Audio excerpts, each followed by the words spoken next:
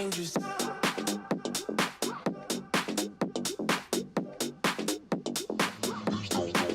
Get dangerous. Shameless. Basic. Shameless. Get dangerous.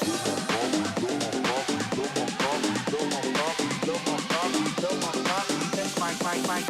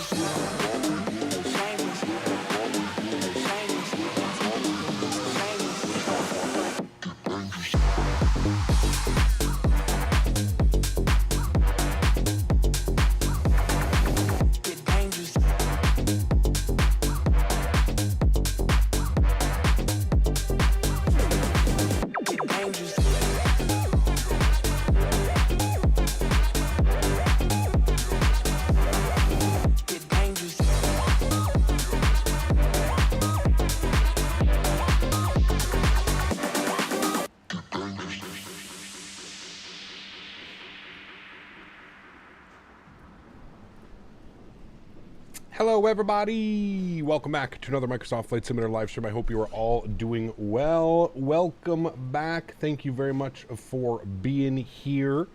I just realized that Sim Toolkit Pro did not engage, so give me a second here. On the second PC, I will get that rocking for you. Happy Sunday, friends.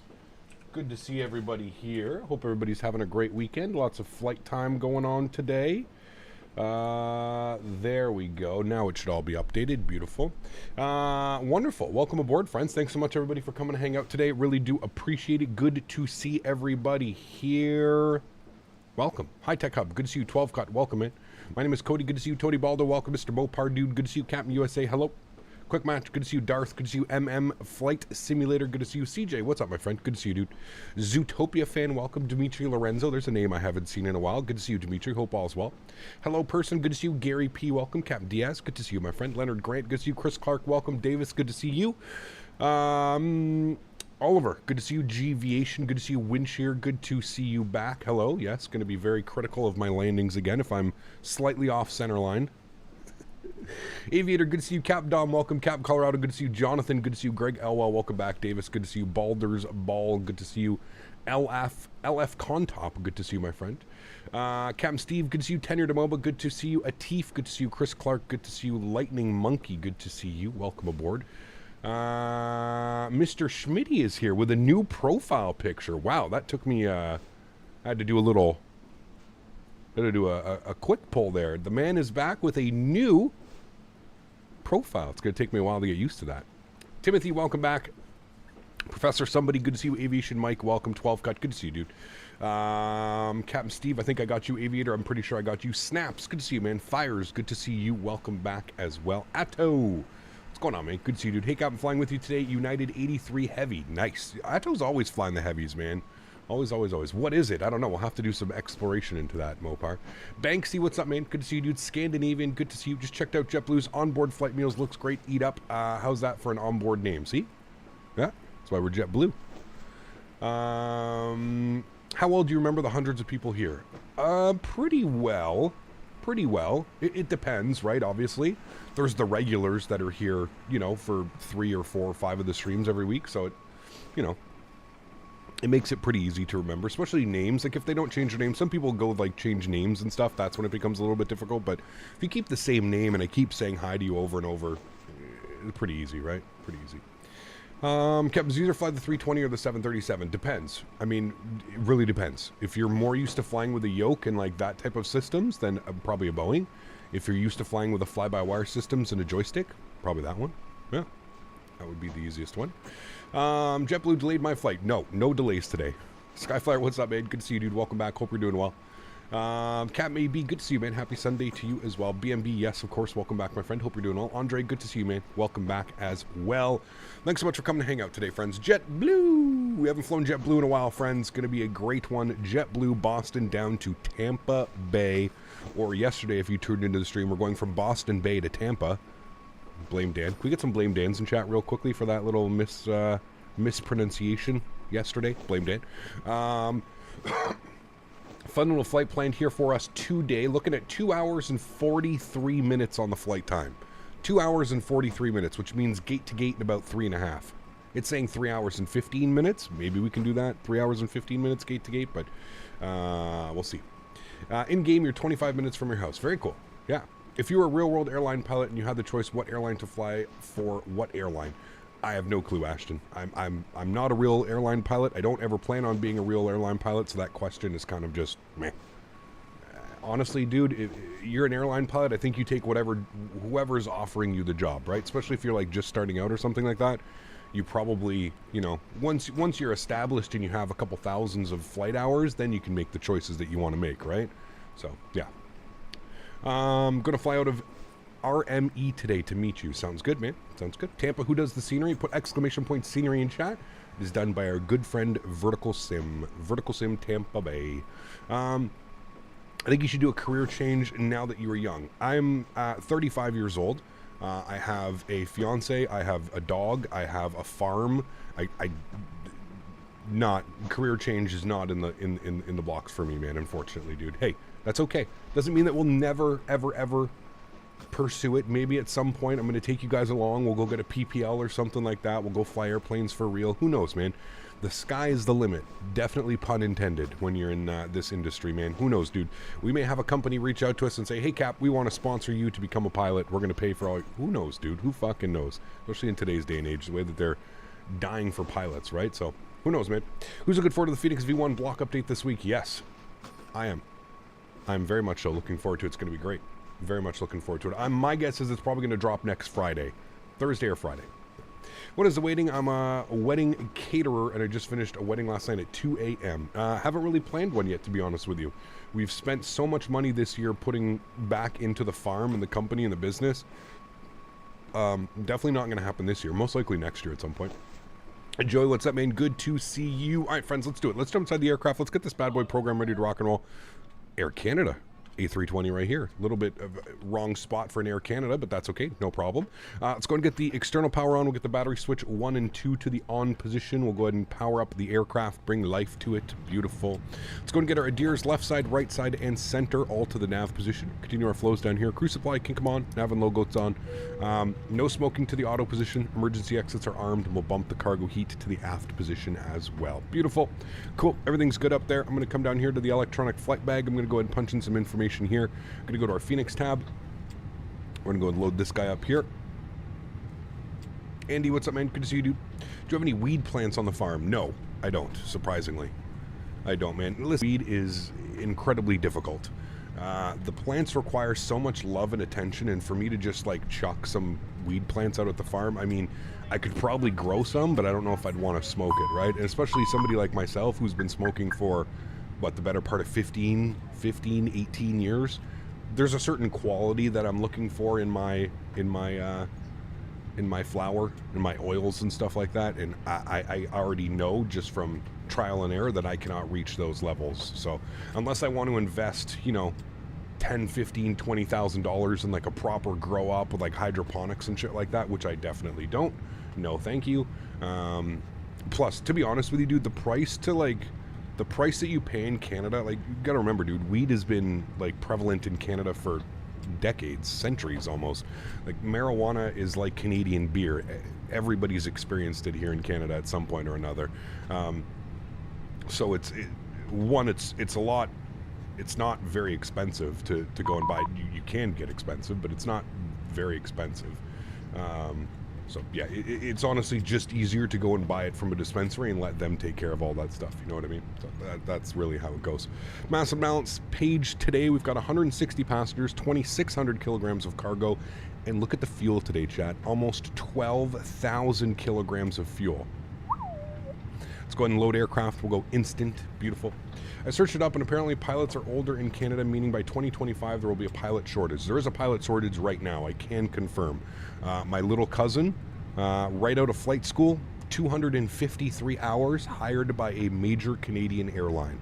253 hours, hired by a major Canadian airline. That's how, you know, I have multiple friends that are pilots now, and they used to tell me like 1,500, 2,000 hours minimum for Air Canada, WestJet, you know, those guys to look at you. 1,500 to 2,000 hours minimum. Now they're pulling pilots with 250 hours. It's absolutely crazy, man. It's crazy. If you are a pilot and you're going through the schooling, you're doing it right now, definitely don't give up, because you can basically write your own ticket. They are desperate for pilots right now in the US and in Canada. Almost everywhere, dude, even in Europe as well. So, yeah, it's crazy, man. Yeah. In Europe, it's always been 250 hours. See, that's crazy to me, man. That's I mean, dude, you're a kid. Like, you don't know, you know, I understand 250 hours when you think about it in an hour process. That's a long time. But when you think about on the grand scale of things, of how, you know, career pilots have 10,000, 12,000 hours, you think about 250 hours and you go, whoa, that's crazy, man. Yeah. Just go finish my CPL and get my PPL renewed. I have 300 hours. You'd probably get hired, man. It's, yep, it's that crazy right now, dude. It is that crazy. Cool. Let's go over to the McDo. Let's hit the init ref. We'll do our init request. We got our PDC from Boston, so that's good. Boston Center jumped online for us, so that's good. We are going to have ETC out of here. Is it Sheed? Please let it be Sheed. It is... No, it's not Sheed. That's okay, though. We got our PDC from Boston Center, so that's good. Let's go ahead and close that out. Good. Close that out. Good. Close that out. Wonderful. We are JetBlue. What is our call sign? 1191. JetBlue 1191. We'll go ahead and throw that into there. Beautiful. We don't need to do our IRS init. That's all fine. Costinix, we'll leave that blank for now. Cruise level, we'll leave that blank for now. We will do the init B page, though. So 59.431.6. 59.4/31.6. Good. We'll go ahead and bump that up into there. Beautiful. Block fuel for today's flight, we'll call that 11.8. Good. Going to be quite heavy today. Those takeoff rolls are going to be quite long. Yeah. That plus the 3 people who work corporate jobs until they're 35, 40, they want to quit, become pilots, and full career change, and take those people too. Of course, yeah, absolutely, man. Start my 4th year of college professional pilot degree training next month, and I'm super excited the future to be flying real jets. Hell yeah, man. Keep at it, dude. I don't want to sound negative, but literally only the good living / rich can become a pilot these days.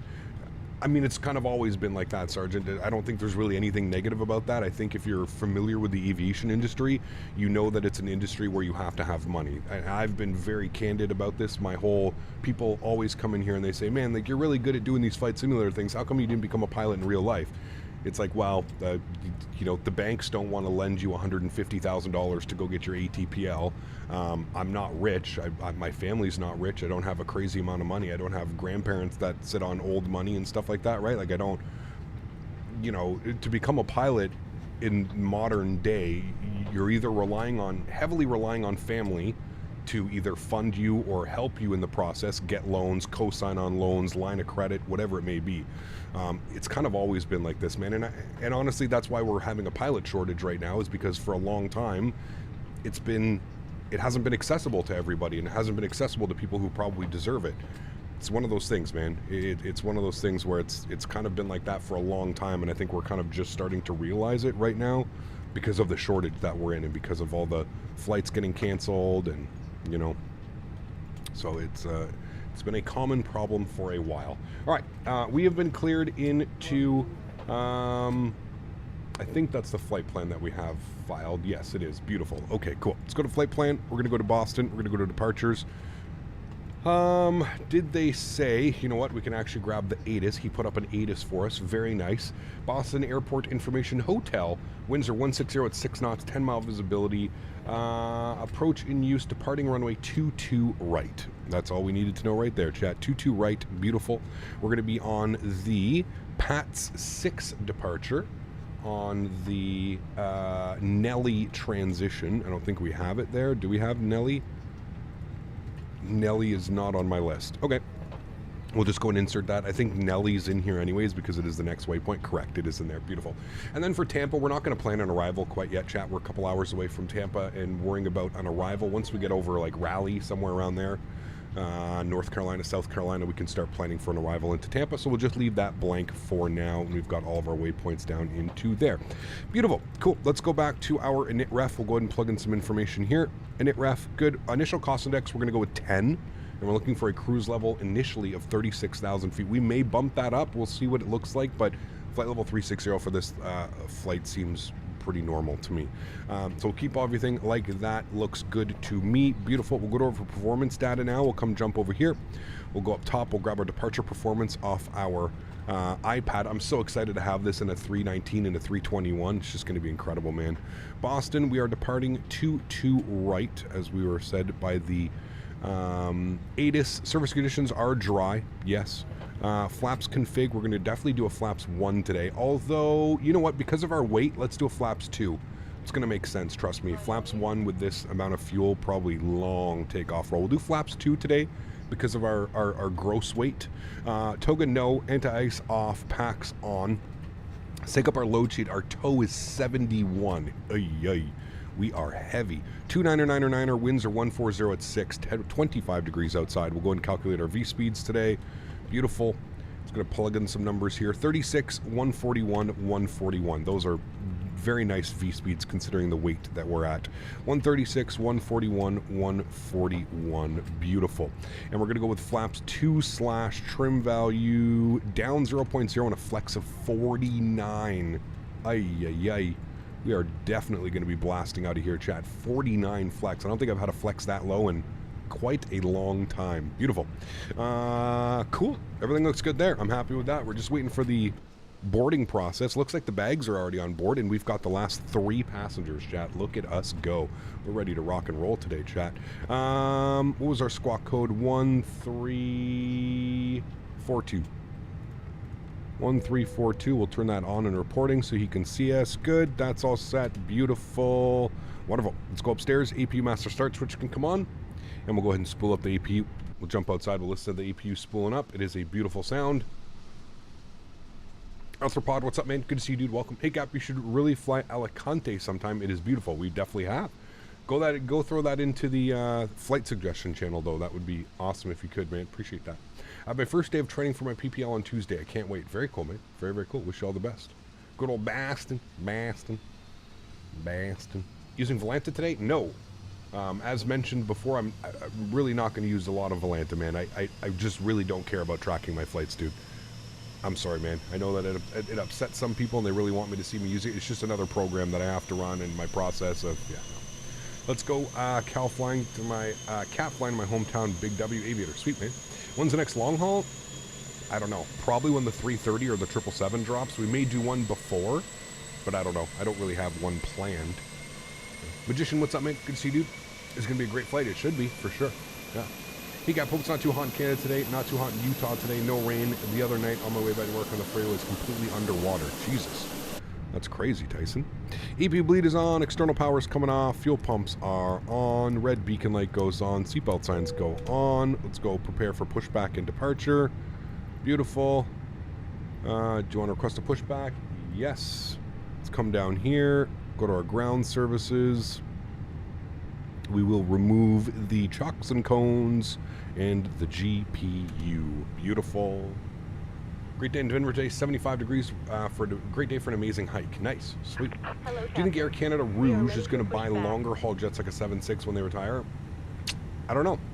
It's a good question. I really don't know, Oliver. I don't really pay attention all that much to like real world aviation and stuff. So yeah. Where can I get a landing rate monitor for Microsoft Flight Sim? Put exclamation point LRM. There's no return flight today. We're only doing the one flight. It's about a 3-hour flight, 2 hours and 45 minutes. Bypass pin inserted. Thank you. Let's go to our AlexSiu menu. We'll go to our AOC. We'll finish off the rest of the paperwork here before we push ourselves back.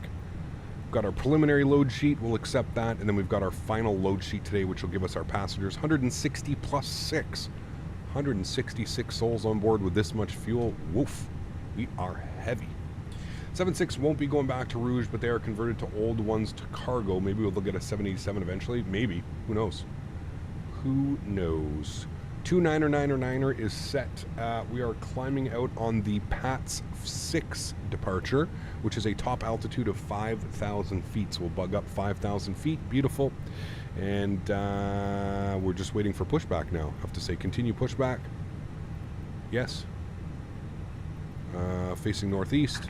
Locking gear. Perfect. Thank you. Looks like we got the JetBlues here beside us as well. Sweet. Did you hear that Fenix are planning an A321 and a 319? Banksy, come on now. Come on now, man. This is my job. Flight simulator. I eat and breathe flight simulator. If you don't think I knew about that immediately, of course I did. Of course. Not to mention, we've had a couple streams since then as well. You don't think chat's been just going absolutely Release bananas? parking brakes. Park brakes released. Hopefully nobody back here. We're good. Cool. All engines clear. My dad's 58 years old and he worked for Malev in Hungary from 96 to 2012, and that's when he got out of business for the airline in Hungary, 85 till 2000s. Very cool. All right, engine mode selector to the start position.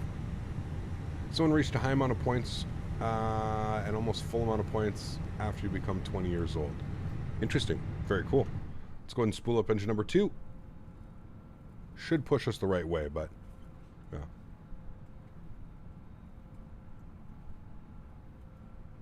Yeah, I mean, that's back in the day, right, Sergeant? Yeah, it's you know, obviously things were cheaper before, right?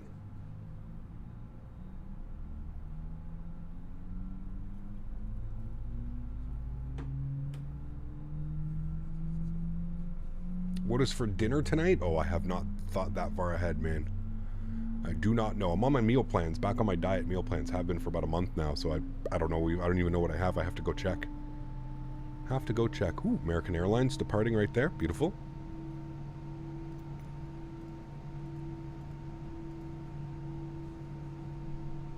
All right. Good start on one engine.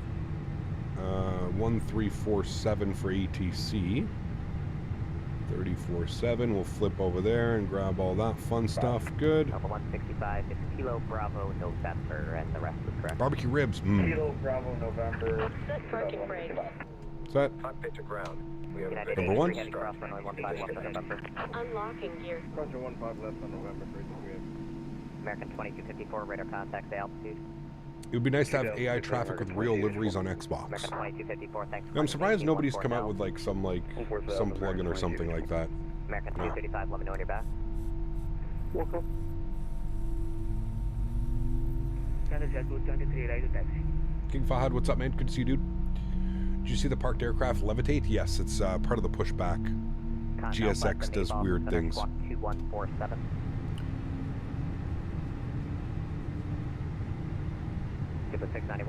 Is there any way of having your FPS displayed on the screen like you do?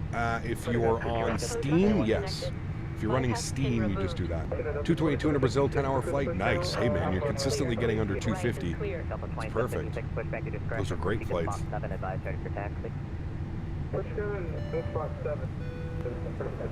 Good day. It has been a while since I last dropped in. Days, thanks so much for the $10 donation, my friend. I appreciate you. That's incredibly kind. Huge enough floaties. Thank you, man. Really do appreciate that. Guys, let's get some love and shot for Dave's dropping the $10 donation. Thank you, man. What was the best passenger aircraft in your opinion? In the simulator or in real world? Flaps 2 for takeoff. Ground spoilers armed. Engine mode selector to the normal position. Predictive wind shear system on. Auto brake max RTO 5000 is set and checked. Upstairs, everything looks good. APU can come off, APU bleed can come off. Everything else looks great here. Mr. Smitty celebrating 52 months. Holy macaroni. How many years is that? That's over 4 years. That's 4 years and 4 months. Wow. Time flies when you're having fun, Mr. Smitty. Huge love floaties to you, my friend. Thank you very, very much for your support. Appreciate you, dude. Thank you. Good to have you back now that you're all set up and ready to go. All right, cool. I think we're good. We just need to set our trim value. Actually, trim was 0, so we don't have to set anything. Cool, we're looking good. Guys, can we get some damn it Schmitties in chat for the one and only Mr. Smitty? Get some damn it Schmitties up in chat. The man has his own emoji here. Come on. I mean, doesn't get any more real than that. He has his own emoji. Average Beaver celebrating 16 months as well. Says, I ain't got a candle to that, goat. Huge no floaties to you, man. Thanks so much, Average Beaver, for 16 months. Hey, man, one day you can be there. One day. Huge no floaties, man. Thanks for your support, dude. Appreciate you, man. Thank you, thank you, thank you. Passing 1.5 for 5,000. To the 691, thanks, climb to maintain 14,000. All right, we're going to be short of Alpha. 691. Boston, good afternoon. This is Delta 608. Soren, how are you, my friend? Good to see you, dude. Welcome aboard as well. Into the ramp, your discretion. Proceed to spot 7. Advise ready for taxi. You also have 2 company 737s pushing in the ramp behind you. Roger, we'll proceed to spot 7. There's no spot. We're just going to be pier. JetBlue 891, ready to taxi. Once was JetBlue 591 calling. Affirm. JetBlue 591, Roger. The company right in front of you in the alleyway. Once It is busy, yeah. Sandra, I called 4 times for taxi already. JetBlue 23, right to taxi. JetBlue 203, squawk mode Charlie, runway 22 right, taxi via Alpha, November, cross runway 15 right, hold short, runway 15 left. Kev, what's up, man? Good to see you, dude. Welcome back. Hope you're doing well, man. November, cross 15 left.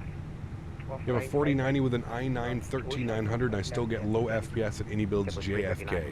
Are you using frame generation? Cross runway 15 left at November 339. JetBlue 845, runway 10, clear to land. Continental 578, radar contact, maintain flight level 350. Huh, weird. JetBlue 891, ready taxi. Maintain flight level 35. JetBlue 1691. I don't know where that Air Canada is pushing and why he's pushing. Give way to company A320, pushing, or correction, taxiing behind you on Alpha, then pushback approved, and remain clear of the Alpha November intersection. Alright, we'll give way to the JetBlue behind us, and then we'll push JetBlue 1691. And Cargo X22, were you calling as well for push? Maxbox literally runs slow-mo when I run 80 builds JFK. It's a lot going on at that airport. Yeah. You got to use FSLTL or VATSIM, or just log on and see random people flying? No, I use FSLTL. That's the only way to see. There's a couple other ones, but FSLTL is the proper way of. That Air Canada, that's not a very nice move. Push right in front of that JetBlue. That was not nice. Yeah, United 83, I'm going to put you behind him. So turn right onto runway 22 right. And then right turn, it'll be the second exit, and then join November again. Mav, what's up, man? Good to see you, dude. Is that AI traffic? It's not AI. Those are other people, other airplanes. Runway 22 right, line up and wait. What happens if you make a big mistake? Probably get kicked off the network. I don't know. Boston Air low, JetBlue 1191, leaving Pier B, short of Alpha, ready, taxi 22 right. JetBlue 1191, Boston Center, just for future information, Boston's kind of special. You do have to call for push, even if you're pushing into the ramp. Runway 22 right, taxi via Alpha 1, Bravo, November, cross runway 15 right, hold short, runway 15 left. Alpha 1, Bravo, November, cross 15 right, hold short 15 left, JetBlue 1191. JetBlue 591. All right, Alpha 1, right turn on Bravo, left turn on November, cross 15 right, hold short 15 left. And apparently you need to call for pushback. Probably makes sense. That's probably why there's such a you-know-what, a cluster back there, but that's okay. Flight Tampa seems to have the perfect balance between detail and performance. Flight Tampa is really good. Yes, they are, man. Yeah. Especially because if you think about how many planes are on the ground here right now as well, it's crazy, right? Monsieur Jarvis! How are my friend? Good to see you, dude. Saw a plane have their flaps out at the gate probably after landing IRL. What's the reason for that? There is a reason for it. I don't know if it's something to do with cooling or if it's something to do with hydraulics or something like that, but I did see that as well. Yeah. Monsieur Jarvis! Mopar, we were playing BattleBit the other day with Jarvis, and I was just running around saying that the whole time. Poor Jarvis. I was literally running around, Monsieur Jarvis! Look at those A321s over there. That is a pretty livery. My goodness. I can't wait to fly that when we get the A321. Verticals, Tampa is one of the best sceneries and one of the only sceneries for Tampa. Correct. Yes. There should be a left onto November. Cleared to cross 15 right.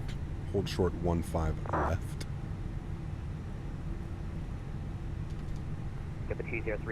Cap, do you have enhanced ground textures? No, this is just a payware airport. A lot of payware airports, you're going to get better modeled ground textures and stuff like that. So, yeah. All right, you're coming on good. Hey, Captain, answer a question about flaps. The only reason I've ever seen was for inspection. Could be, yeah, I don't know. Could be it. Just followed that noise, that's how I was able to find you. Exactly. Where is this idiot? Oh, man.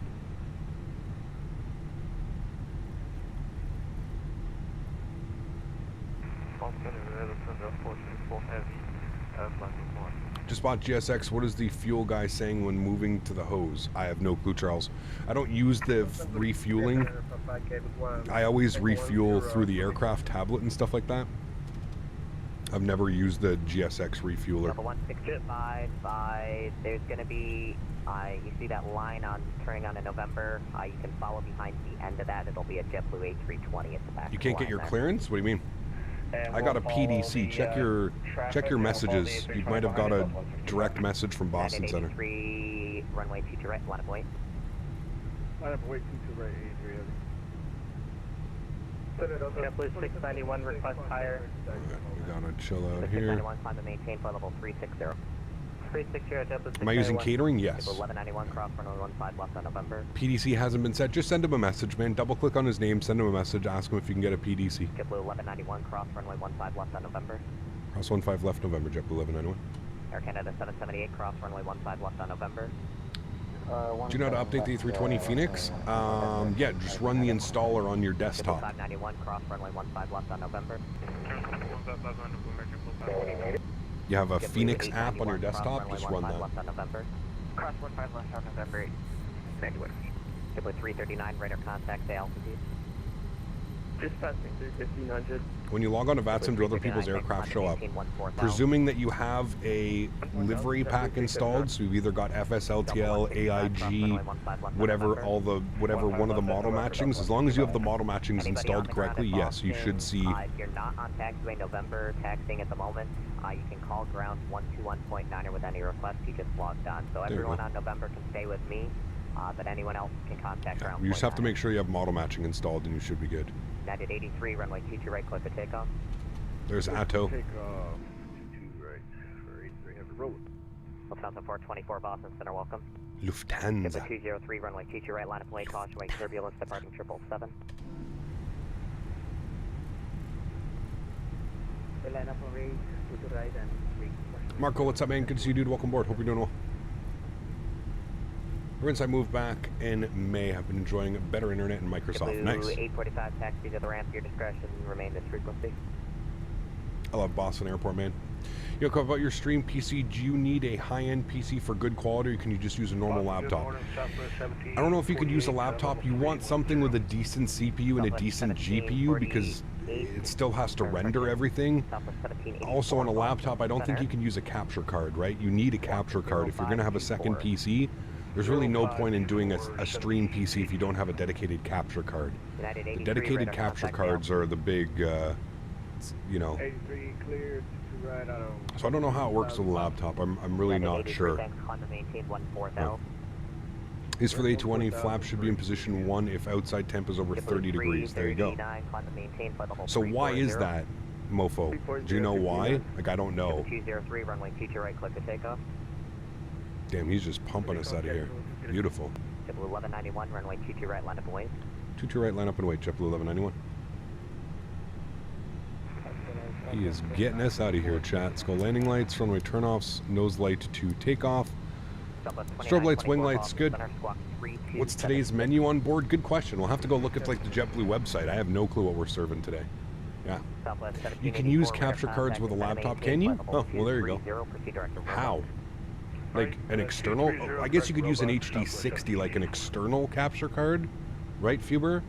I guess you couldn't use a PCI. I always say if you're going to do it right? And get a, you know, get a PCI capture card, a proper capture card.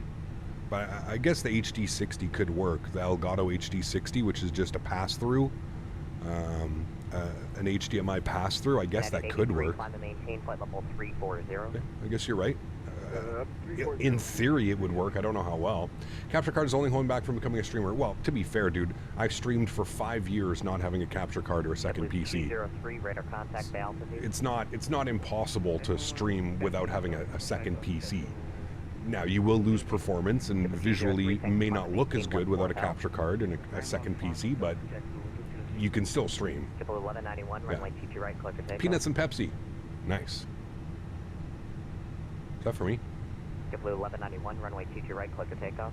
Clear for takeoff, 22 right, JetBlue 1191, thanks. Air Cool. Canada Joystick game's 778, going on. runway To the 22 right, departure, line of friends. way to Sounds are expect 2 going minutes up. for in-trail. Let's get it, shall we? Let's go. Going to be a long takeoff roll today. These engines are going to be screaming as well. Throttle's to 40%. Beautiful. Chrono's on. Let's get it, friends. Manflex SRS. Runway auto thrust. Blue. Takeoff power set. Nose down pressure on the stick. Slight. Takeoff power is set. We're rolling. Airspeed is alive. Go ahead, Continental 578, rope distance 230. 100 knots. We're neutral on the side stick. 22 left. No, descent via the gate on to arrival, runway 22 left transition. V1. Rotate. To arrive, 22 left transition, Continental 578. Positive rate. Gear up. And fly your flight directors. This is a really fun departure. 3315. Number 2924, radar contact from at maintain flight level 230.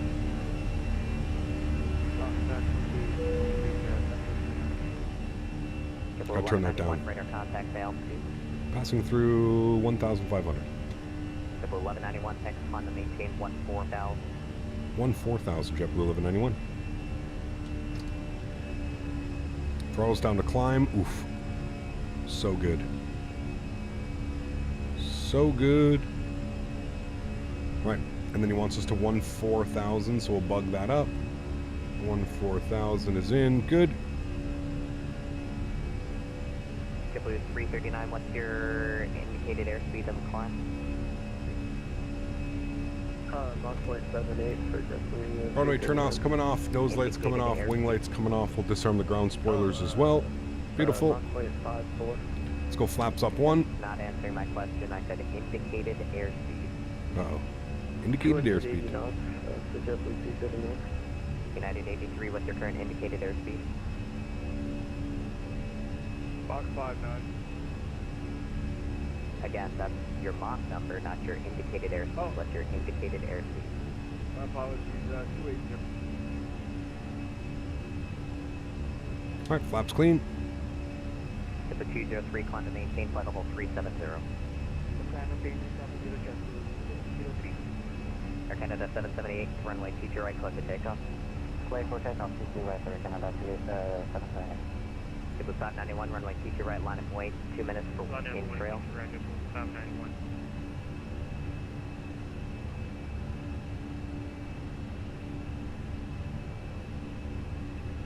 Alrighty, pitching for climb. There's 250, 4,000 feet. Autopilot on. Flight deck. Hey. 291, descend via the Ocean 5 arrival, runway Nice 22 departure, left, chat. come off altimeter 299. Nice departure. Send via the Ocean 5 arrival for 22 For all you're left. wondering, yes, above 30 291. degrees, A320 have to have flaps 1 selected at the gate to avoid damage to the RTLU unit, rudder travel limit unit. Interesting. Well, there you go. That would explain why I saw a bunch of Airbuses when I was in Houston with flaps 1 sitting at the gate. Climb to maintain flight level 360. Climb maintain flight level 360, JetBlue 1191. All right, 360 for us. We got our cruise altitude. Beautiful. Nice. Is there a thing you need to turn on for the autopilot in the A320? Is there a thing you need to turn on for the autopilot? Wait, Darth, are you flying on VATSIM with this many of us and you don't know how to operate the A320? That's gonna probably be a problem, man. Just keep that in mind, Darth. I always tell people, I know that people get really excited to fly on VATSIM and stuff like that, but especially when you're going to fly when there's, you know, a lot of us flying, it's not the best idea to be flying in an airplane that you're unfamiliar with, you're not comfortable with. To turn on the autopilot, you literally just hit this button right here, AP1, autopilot 1. But again, I don't suggest flying on VATSIM on airplanes that you're not familiar with. Graydon, how are you, man? Good to see you, dude. Eastern NJ Rail Fame. Good to see you, man. 22 left and 2999 on the altimeter, southwest 1784, thanks. Coming up on 9,000 feet. Cap, you need to do a world tour in Microsoft. So fun, you can make your own waypoints on Google Maps. I don't know, man. Not really my thing, dude. I'd much rather do these real world ops and stuff like that, you know? One thing not to do on flying in VATSIM is not know the aircraft well. Yes. That's a great way to get yelled at by ETC. It's a great way.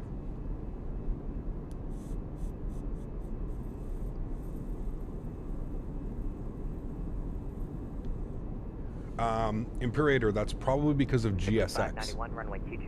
Go and open up your GSX and disable third-party jetways if you have the Fly Tampa scenery. Time to get your TBM in a shorter route.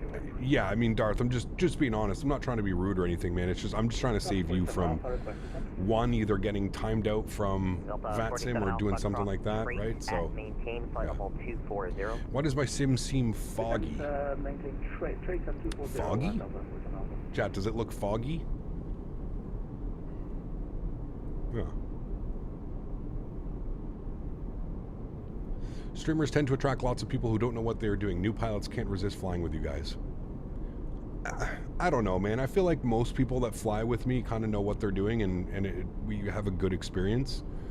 Yeah, I don't know, man. I don't necessarily think that's true, to be honest with you. And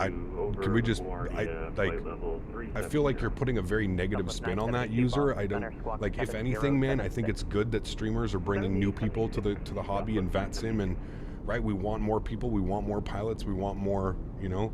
So you're putting like a negative twist on that. I don't think that's true at all. I think if anything, you know, especially if like you're used to flying with me, the way that I do things is kind of by the book, right? Like especially with our with ATC calls and so yeah. See you all coming into Tampa, coming to CMH about the same ETA. Oof, should be fun. Fly long haul Air India 777 Mumbai to New York. We don't have any 777s. Maybe when we get one, we can do one for sure. Yeah. Canada 778, climb and maintain flight level 340. I've seen a few people get kicked from the network because they didn't know how to fly their planes. Yeah, I believe that, man. Dude, good. Thanks for asking. I've been watching your streams, not shining, because when I would watching them, I'd be doing something and then turn it off, and then it's not come back. No worries at all, man. 254, do you want November 1 for departure? How long until landing? Hours. Whatever's easiest for you, sir. Do you have to restart the Phoenix app along with GSX to perform a turnaround on Phoenix? No. So right November 1, hold short to right. Just go into your electronic flight bag, go to My Flight, and tap to import next flight plan. That's it. Yeah, you can restart GSX. You can restart the Kutao script of GSX. Sure, that won't hurt. Cap, how do you fix when I'm on the Phoenix and I put the TCA throttles to climb to taxi to get some speed, and then the Phoenix puts the engine to 90% climb only? Banks, you need to go down to the McDo menu, you need to go to config, and you need to go to controls, and you need to set your detents. You need to hit the calibrate button, and then you have to set all of your detents. That is what you have to do. Gotcha, 254, runway 22 right at November 1, line up and wait. Okay, 22 right at November 1 line. What's your opinion about the Headwind 330? It's okay. Flies like a default plane. I don't know. It's maybe slightly better than default, but very default-ish. Flies like a default plane. I don't know, man. They're okay. Nothing to get excited about, in my opinion, but yeah. Runway 22 right, line up and wait. Hey, Cap, just got the TCA cap packed. I'm having trouble with X-11 recognizing the side stick once I'm loaded into the plane. The stick is calibrated, but it just mouse cursor shows. Yeah, I'm not quite sure. I'm not quite sure. This guy, man. Is this the same guy? Keith P.E. is your biggest fan. I think I know who this is. I'm going to double check to make sure that this is exactly who I think it is. It might be my biggest fan, my second biggest fan. It is. This goofball. Max, listen. Oh shit.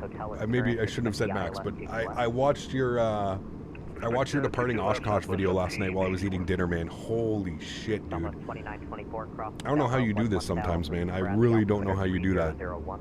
Not to mention, that airplane looked like it was 150 degrees in there. When you sat down and you were doing all your checklists and stuff and you were turning on the airplane, dude, I was just laughing. I was like, this guy is...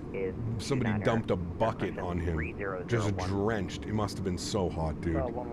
And then dodging those storms into... dodging the storms into Jackson Hole. What an epic video, man. The icing, you started getting a little bit of icing on your descent, and just crazy, man. Such a great video, dude. So much knowledge in one video. It's crazy, man. I don't know what I have to do, Max, to get a ride on that jet, but I'm making it my goal to go flying with Citation Max. That is my new goal in life. How do I get in to Romeo Fox with Max? Thank you for the donation, my friend. I appreciate you, dude, as always. Guys, let's get some no floaties in chat. I think he just wants to chill today. Thank you, buddy. Appreciate you, man. Cap, how important is a cooler and a case fan to a build? Well, you want to keep everything cool, that's for sure. You don't want overheating parts, that's for sure, man. Southwest 972, radar contact. I have a better performance. What's our cruise? I thought it gave me my optimum cruise altitude. Moo cow. Progress. There it is. Optimum is 3.4. Max is 3.6. Alright, direct Moo cow. I think we're going to be struggling to get up to 3.6, but we'll see what she wants to do. We'll see what she wants to do, man. Delta 155, radar contact, altitude. Breaking things. Is New York Center online today? No. Thanks. Traffic at your 11 o'clock. You're going to go to Atlanta? There you go. Turns, Aviation jet will be no factor. Climb and maintain 14,000. 14,000, Delta 165. Dude, I love how he's sitting there on the ground. JetBlue 1691, Boston Center, runway 22 right, line of way. Already had all his like clearance and stuff like that, and then they cancel IFR, say it's going to be at least an hour delay, so he departs VFR. So badass. We're going to fly the Phoenix this week when the update drops, most likely G-Mark, yeah, of course. Yeah. Yep. And the Manchester I think, well, we'll see, man. We'll see what happens, but yes, most likely going to be in the Phoenix all next week as well. Yeah. And Southwest 972, descend via the Rosie 2, runway 35. Rosie 2, runway 35, transition Southwest 972. Continental 578, expect the ILS 22 left. ILS 22 left, Continental 578. Can we wait for V2? Oh man, it's going to be awesome. Cross Calverton, it is going to be awesome. Knots. The Kennedy altimeter is 3004. Hi, Flyboy. Cross Calverton, flight level 120,000 feet. Mr. Mopar dude. And 250. Coming in with the $51 donation. Huge no floaties to you, Mr. Mopar. Thank you very much for support, man. Max should really be on that. The thing is Max has been donating in all these crazy names, so I'm guessing Max doesn't want to be included on the leaderboard. Max, if you do, you can send me a message and I'll throw you up on that leaderboard. But thank you, Mr. Mopar dude, for the $51 donation. Guys, can we please get some love and chat for Mr. Mopar dude? New York Center is closed. Radar service terminated. Frequency change approved. Goodbye.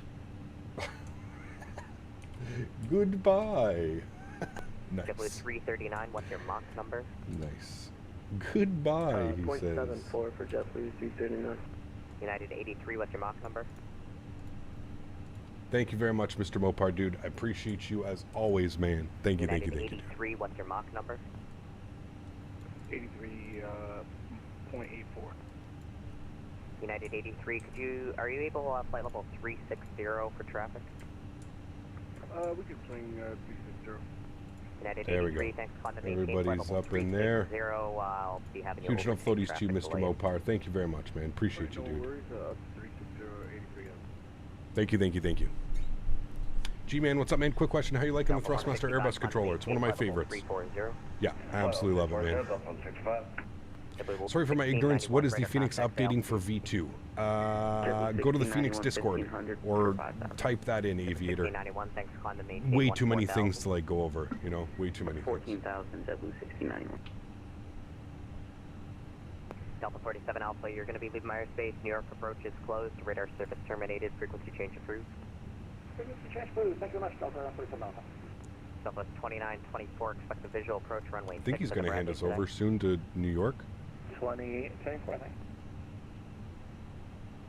Where are we? Exit jet 254, All the way out here. flight level 300.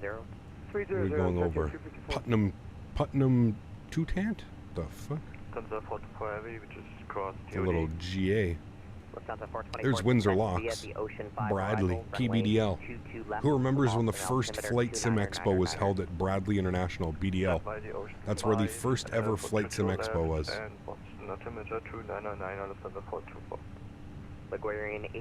Bradley International. Via the Ocean 5 arrival, runway BDL. The Boston altimeter 29999. I haven't flown into there in a while. We go fly back into there. Cap, does the Thrustmaster side stick feel a bit stiff and dragged to the center? No, it does not. Brandon, what's up, man? Good to see you, dude. I'm well, man. Would be awesome if we went back there for me. Yeah, no kidding. We could fly Mike Tango Tango, couldn't we? Essentially, fly Mike Tango Tango down.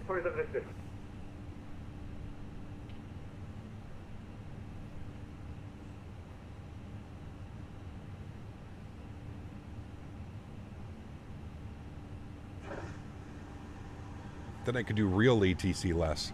JetBlue 203 leaving my airspace. New York Center is closed. Radar service terminated. Frequency change approved. You fly from Chicago to Jordan or Jordan to Chicago? Oof, that's a long one. Maybe when we have a proper long haul airplane out, we could maybe look at doing something like that. Mr. Daniel Barry. Hello. Good to see you, my friend. Climb maintain 340, JetBlue 1691. Mr. Daniel Barry. Delta 1488, radar contact, say altitude. I'm thinking this is going to be a real slow climb, Jet. Delta 1488, thanks, climb to maintain 14,000. Excuse me. 14,000, Delta 1488. Porter 2942, you leave my airspace. Toronto is closed. Radar service terminated. Frequency change Chat. approved. Can I be honest with you all for a second here? Porter 2942, good day. I've really been craving some Q400 flights. I think I may do it. I think I may do it in the next coming weeks. I may jump into X-Plane just so I can fly my Q400. I know. It's big news. I hope everybody's sitting down. That's how much I miss my Q400. I'm actually willing to go fly X-Plane 12. BDL is only 240 nautical miles, so call it 260, 275 with some preferred routes. So what, 2 hours max? You know what I mean? Almost fell out of my chair. I know.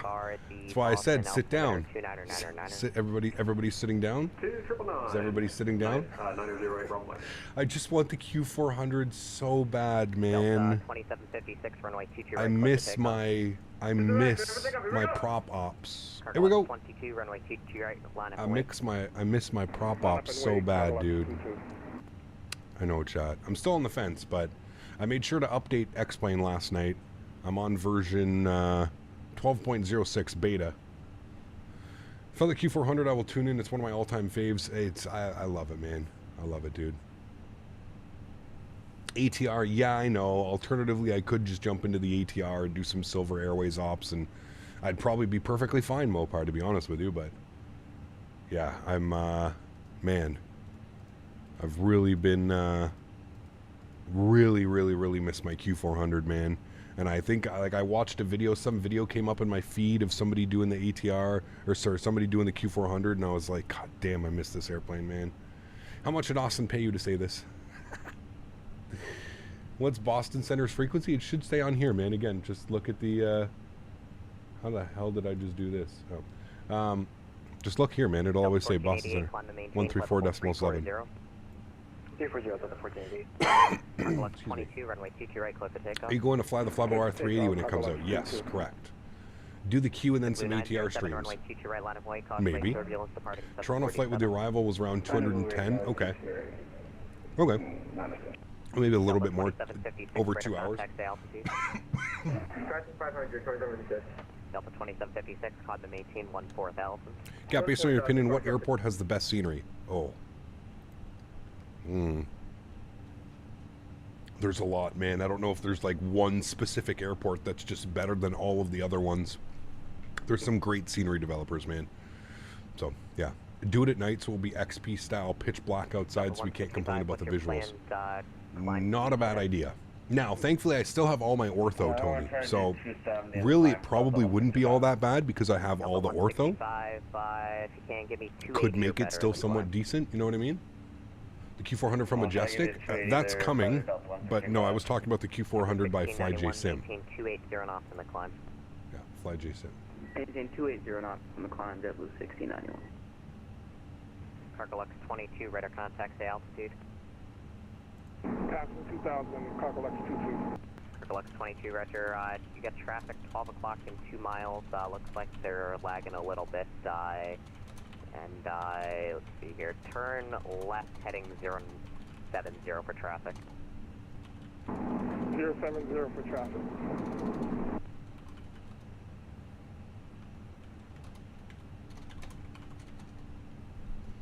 Come on, Cap, you know Pyreek produces the best sceneries in the market. I mean, yeah, dude, he's definitely one of the top ones for sure, but like I don't, you know, I gotta be honest with you, they're not like the most well-renowned airports, right? Like if he did like a Frankfurt or if he did something like that, like yeah, for sure, Erin, but like Belfast, East Midlands, they're not, you know, they're not high, densely flown, you know.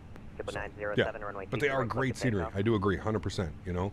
But I also don't think we can, you know, fly Tampa, Toronto, vertical sim, Tampa Bay. Like, there's some crazy sceneries, man. Some really, fly Tampa, Las Vegas. Incredible, right? Over to Unicom, JetBlue 329.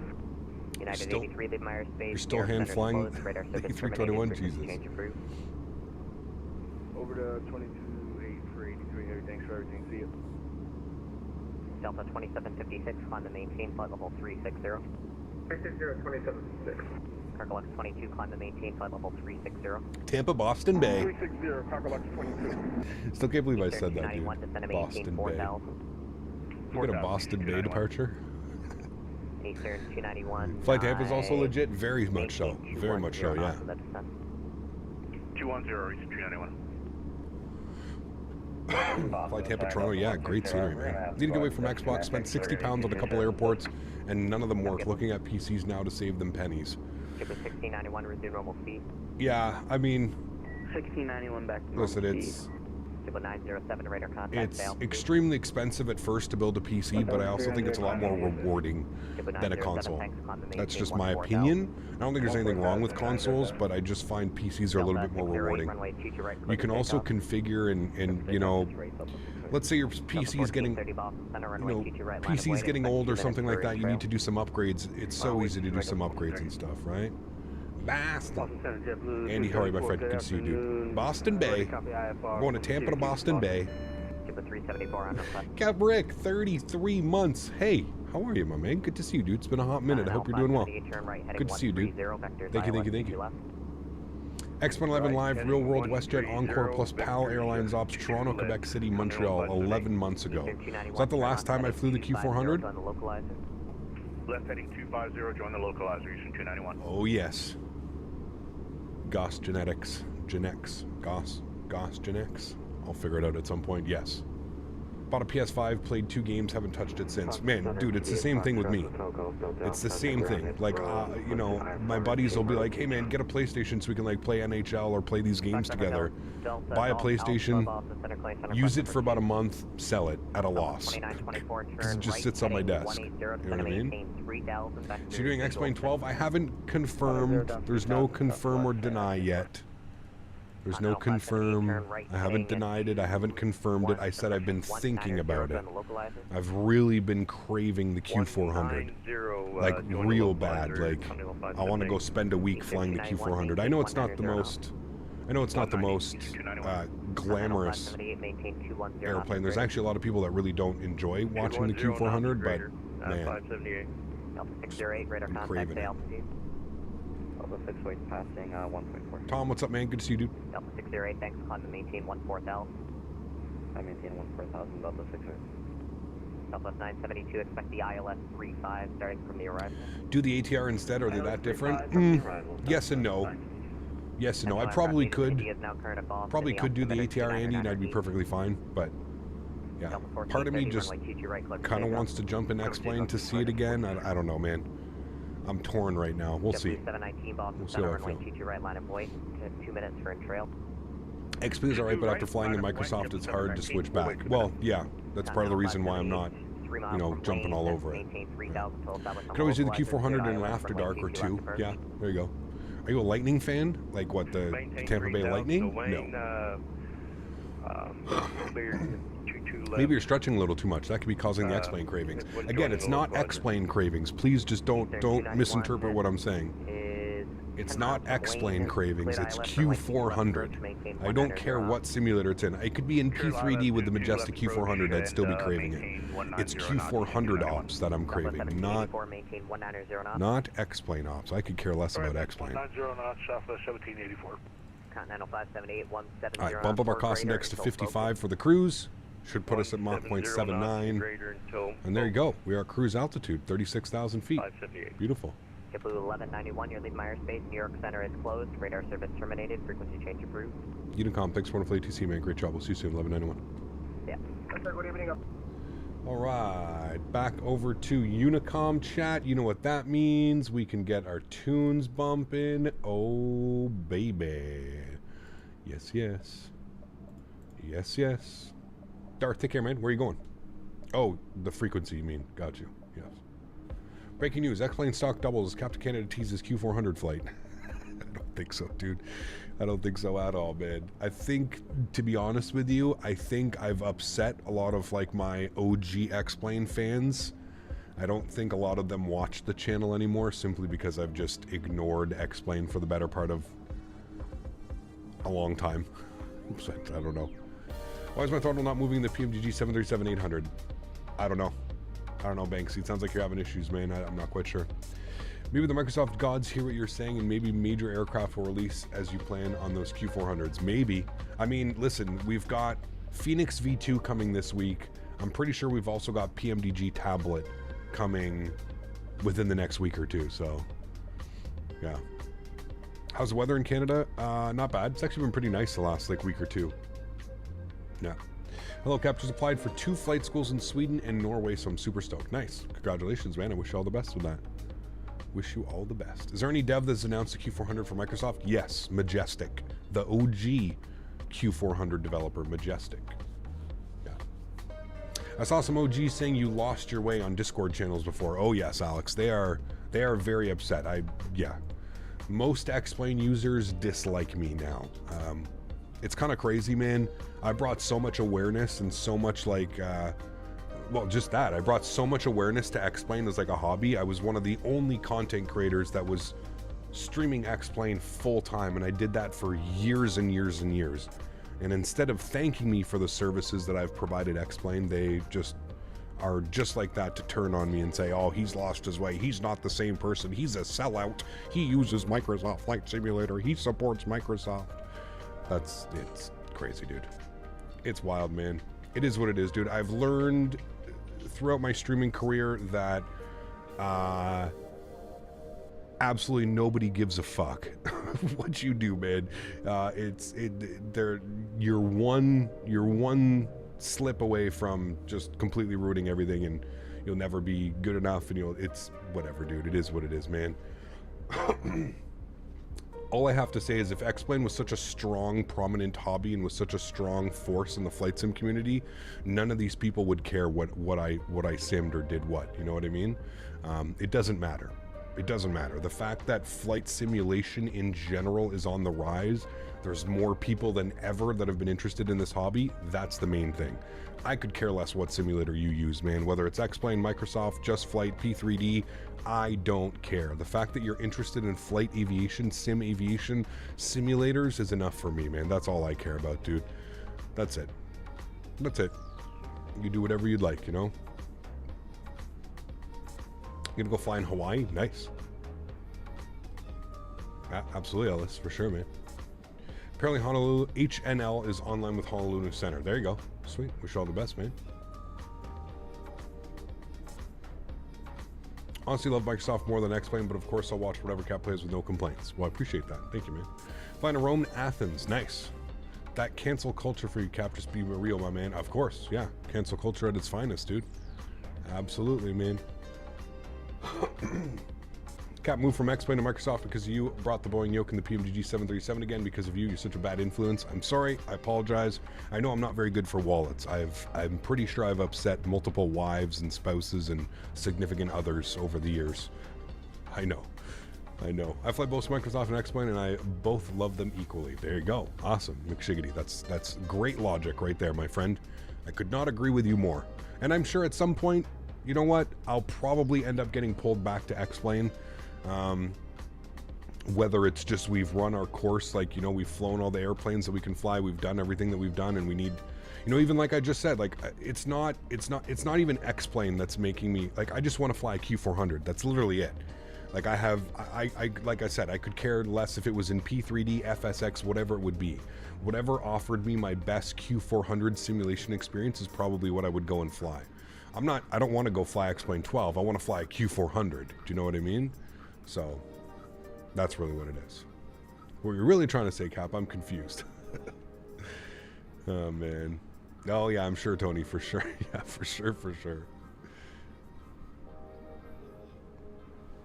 Am I going to go to Maui in Sim? I think we've been there, man. We've done, we did one not that long ago. We did all the Southwest Island hops and stuff like that.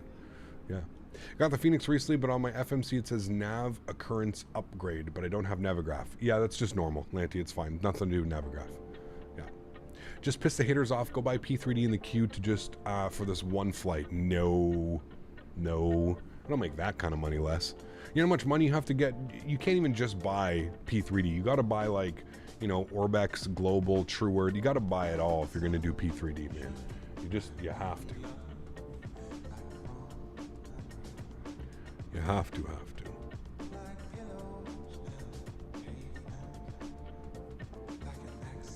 What about Q1 200? If so, you could fly some Widerøe flights in Norway. We don't really have it either. There's only a Q4. As far as I'm aware, I don't think there's any. There's Manhattan right there, chat. That was LaGuardia. There's JFK. And there's right there. There's Newark. And that's downtown Manhattan. Beautiful.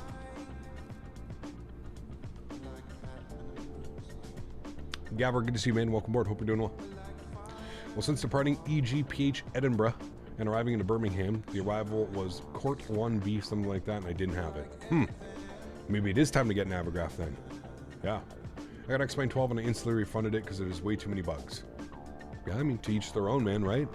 I definitely don't think even to this day, I don't think the X-Plane 12 that we're all using is the, you know, the actual product that Laminar wanted to put forward. I feel like they were kind of forced into putting something out just because they had to compete somehow. You know what I mean? You can borrow my P3D V4.5 Orbex and Majestic and Orbex login.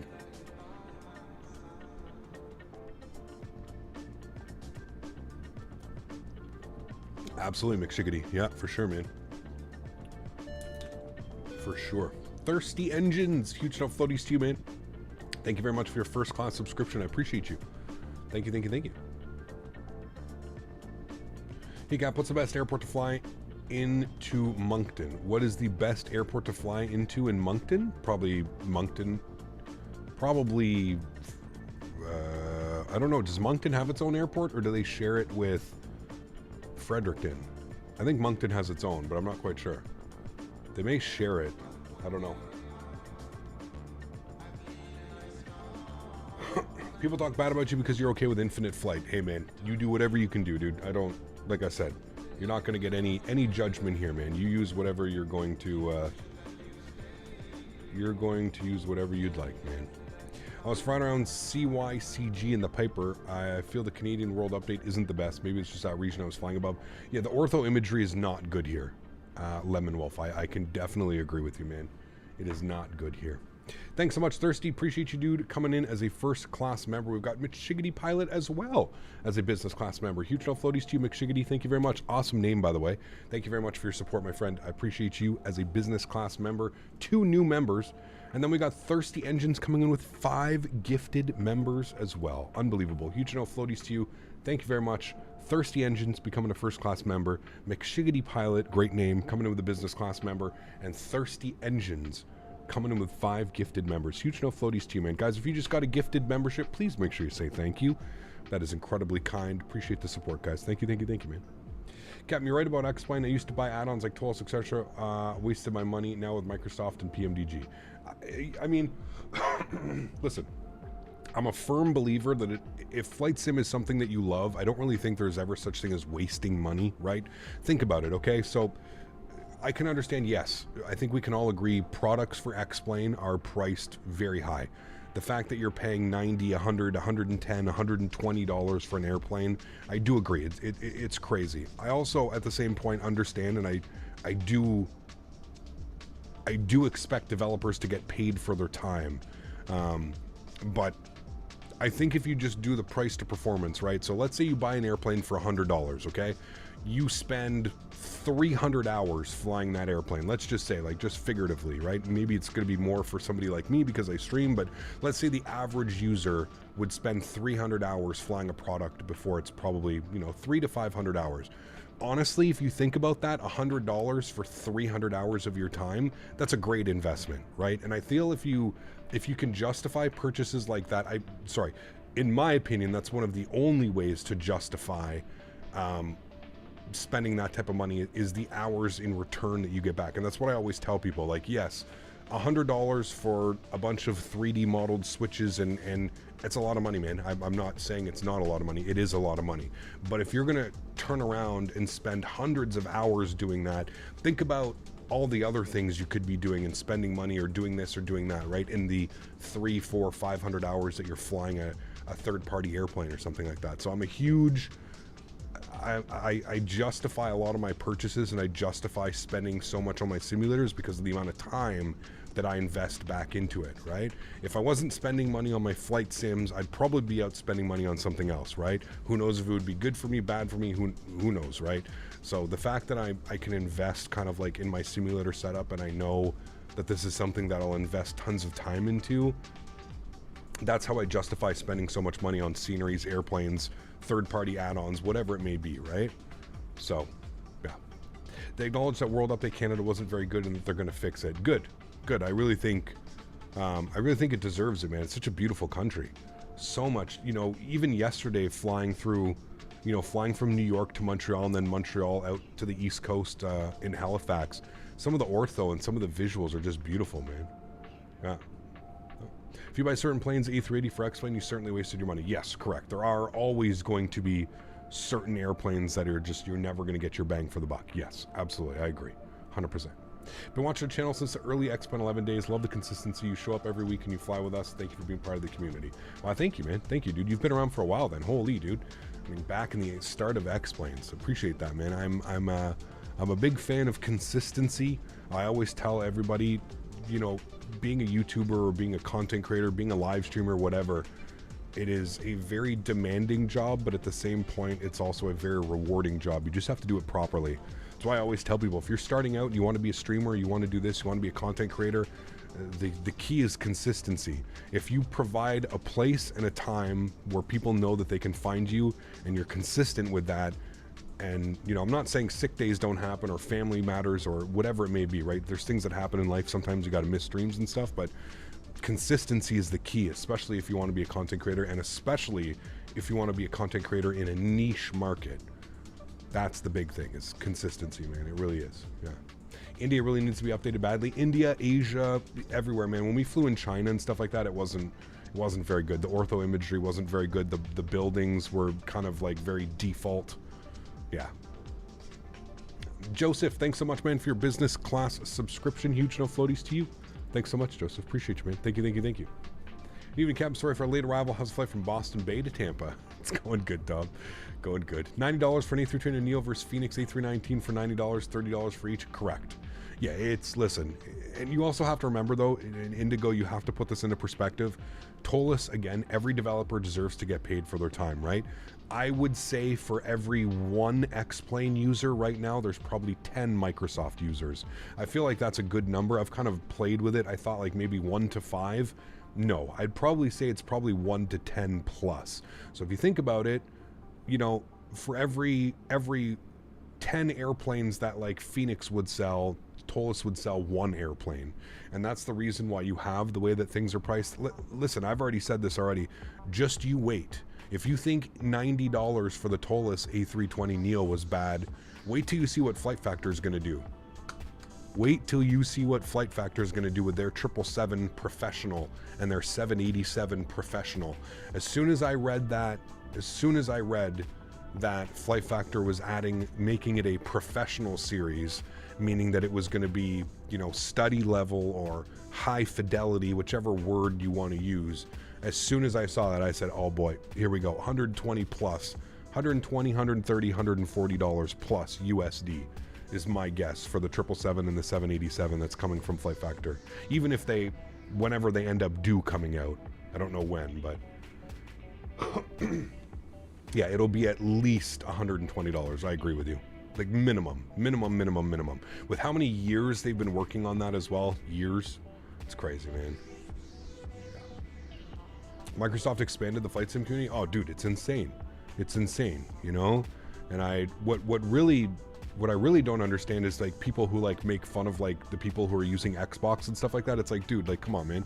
Do you not remember what you were like when you first started using? Like, you didn't care, man, how you were doing it. The fact that Microsoft is available on Xbox and it's making it so much more a household thing is so good for the flight sim community. It's unbelievable. And if you're like some elitist over on your PC and it upsets you that somebody is simming on their Xbox,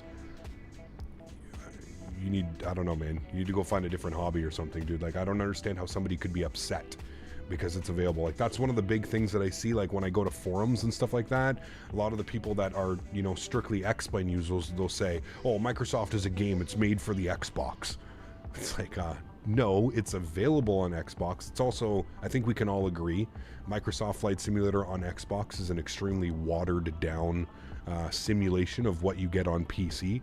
Just because something's made available for something doesn't mean that it's, you know, that's garbage, or it was, you know, it's a game because it's designed for, I don't know, man. In my 2,500 hours in this simulator, I honestly, you know, really the only difference that I noticed now between Microsoft Flight Sim and X-Plane is the visuals, really, to be honest with you. I'm so used to the flight model and the way that airplanes fly and the way that everything works. I don't even notice it really anymore, man. To me, the biggest difference between those two simulators is the visuals now. That's it.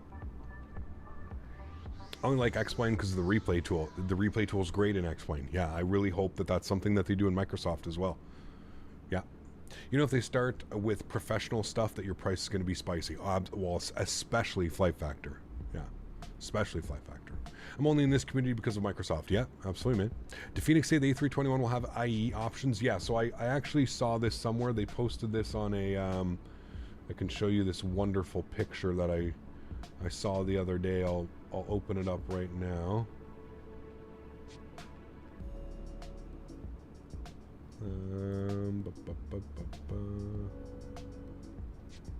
Nope. Where is it? Right here. Here you go. So look at this. We can all look at this.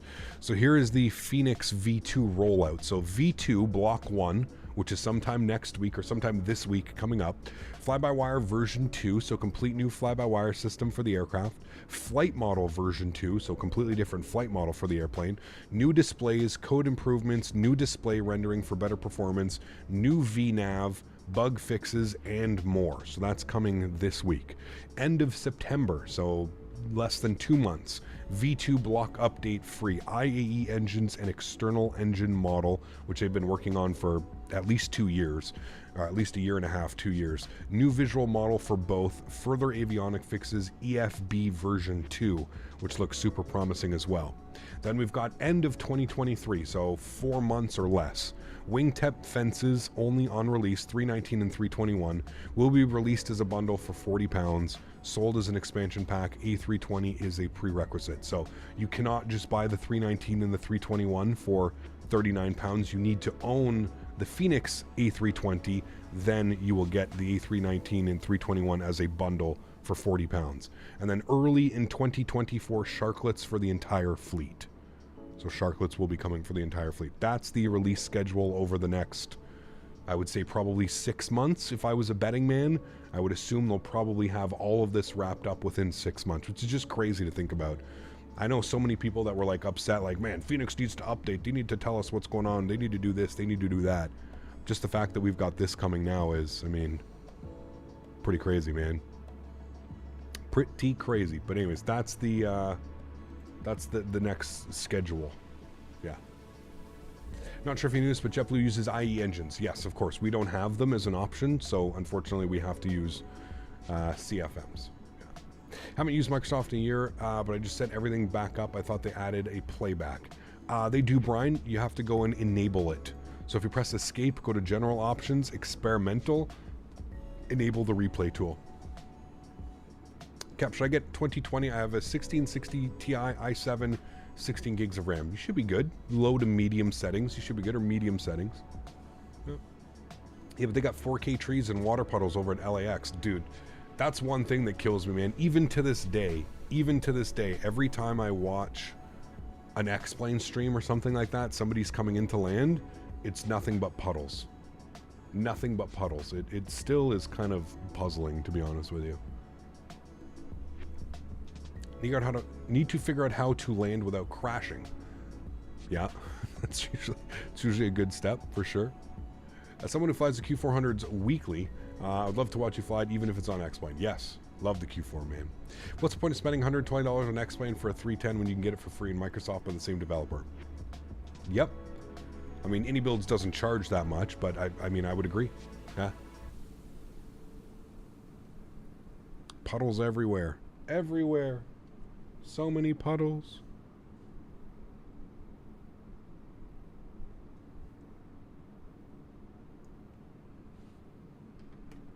Has Fenix said anything about a Neo? No, they have not. They have not. They have not. I don't know if that's what they plan on doing in the future. They plan on like adding it or something like that. I have no clue. Yeah. Puddle Simulator 12. They do a good job at drawing puddles. Yep. I have an i7 3700K and a 1050 Ti. I only play on medium, otherwise the sim dies. I have Microsoft Edition though. Yeah, I mean, those are, being honest with you, Ronnie, those are very dated specs, right? Those are what, 6, 7, 8 years old? i7 3700? That's, yeah, that's got to be like 7, 8 years old.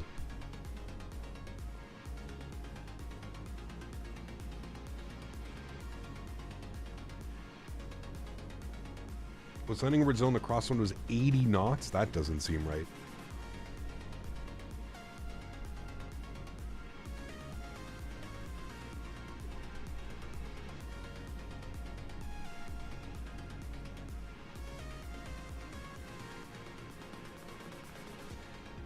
Upgrading too, because sometimes it has to run like a brick. Yeah, yeah, that's an old CPU. Scoopty, what's up, man? Because you just took off from ENBR on VATSIM. When I got a new frequency, it didn't contact them in my 737-600. You're flying on VATSIM? I mean, you just tuned to the frequency, right? You just set it in the radio stack. Also, give 12 another look. The newest beta, the clouds are very good. Even have CBs, and it's a very big difference now. Well, I watch videos all the time, Forrest. I have friends. I have, like, Q8 Pilot, good friend of the channel. He still streams X-Plane. I watch his streams all the time. I will say this. On the ground, looking up, the clouds look much better. Yes. The clouds still, in my opinion, do not look good once you get in between layers or once you get above the clouds. They still look granulated, super weird, like almost stretched out textures. It still doesn't look good. Now, it's a step in the right direction. It definitely looks better on the ground looking up at the clouds. Yes, absolutely. But I still think flying through them and when you're flying above them, they're still not very good. Still kind of a mess. Yeah. Ryzen 5 3060, 3070 is a better option and a pretty budget friendly nowadays. Yeah, absolutely. I mean, shit, if you get a Ryzen 7, like, one of the X3Ds if you can get it on sale or something like that. Buy it used. We won't see the 777 until next year, I'm sure. Who, by Pmdg or by Flight Factor? Flight Factor said they're trying to get it out by the end of the year. I don't know, man. Who knows with Flight Factor? That's the thing, dude. Like, they're one of like the least like user-friendly, you know, community-friendly developers out there. The 5800X 3D would be great, yeah.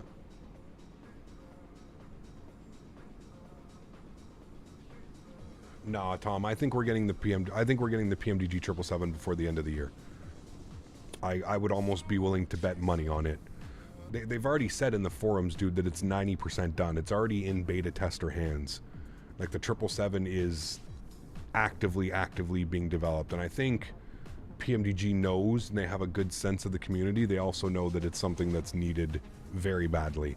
And if Pmdg can somehow pull off the first long hauler, you know, even before Aerosoft 330, I think that would be huge as well for them as a company. You know, I feel like whoever puts the first long hauler out, even if it's not the best, is definitely going to be benefiting financially better than the other. So if the 777 comes out first, I would think a majority of the community would buy the 777. If the 330 comes out first, I think a majority of the community would buy the 330 as well. So I feel like whoever gets it out first, I feel like there's definitely got to be, and I feel like they have to be aware of these things, right? As developers and businesses, you know. The newest post by Flight Factor 777 is on air vent, while Pmdg 777 is already finished. Yeah, I mean, yeah. Bluebird 75 is underhyped. I don't think it's underhyped. I think it's just, I think we've learned our lesson, Aviator, when it comes to new development groups, right?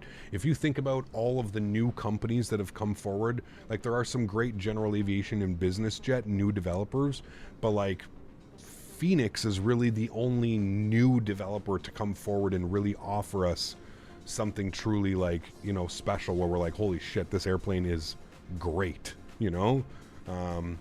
So I think that's why people are just a little bit weary. I don't necessarily think they're underrated. There's not a lot of information out there yet, right? We need, you know, the Bluebird 7.5 and 7.6 project. I think it's going to be just as big if they pull it off and they do things as well as their videos say that they are, right? Once the 777 and Microsoft comes out, it's sad to say that I'm officially saying goodbye and uninstall P3D version 5.4 for my PC. That sim treated me so well. Hey, man. You just keep it as a memory, right? You don't ever forget how much time and effort and everything you've put into there, right? So.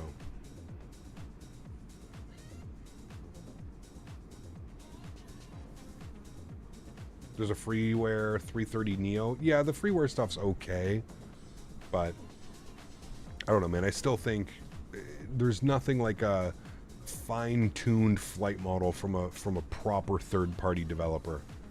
Nothing beats it, man. Nothing beats the way like the airplanes fly, how heavy they feel and cumbersome sometimes. They just do it so right, you know. My building settings on Ultra, Zane, I run high-end preset. High-end preset. If a Payware 737-800 came out for X-Plane, I wouldn't buy it because with great freeware we see for A330s, I don't see want to pay for one. Yeah, unfortunately the 330 for X-Plane is not good. The default 330 is not a very good aircraft, yeah. It's just that Microsoft has awful performance. That's what's stopping me from switching completely to Microsoft. I mean, I guess it depends, right? It's very single-core performance heavy for sure. But yeah. TFDI MD-11, it's another one. Yeah, absolutely. Really looking forward to that. Yeah.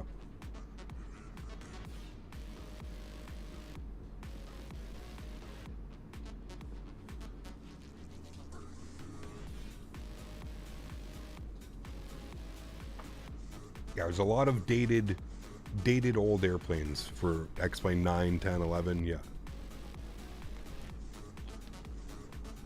There are some great ones, but there's also some, yeah. Gap, if the 777 is already in beta testers' hands, shouldn't we have seen at least some previews thus far? It's Pmdg, man. They're not really, they've never really done any, like, crazy teasers. They kind of, you know, and there are some pictures and there are some stuff. All you have to do is go over to the Pmdg website. If you go to the Pmdg forums, they do like an update, I think like every week or two, They give like weekly status updates or bi-weekly status updates of like how the projects are going, and you know, that's how I know that the tablet is in its final stage. Everything's been working properly. Everything's been doing what it should be. So final stages of the tablet were happening last week. So yeah.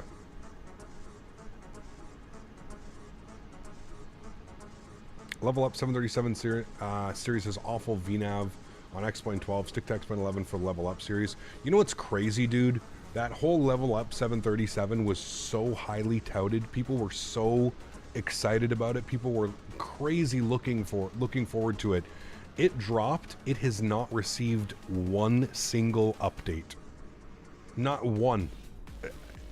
It's one of those mind-boggling kind of things.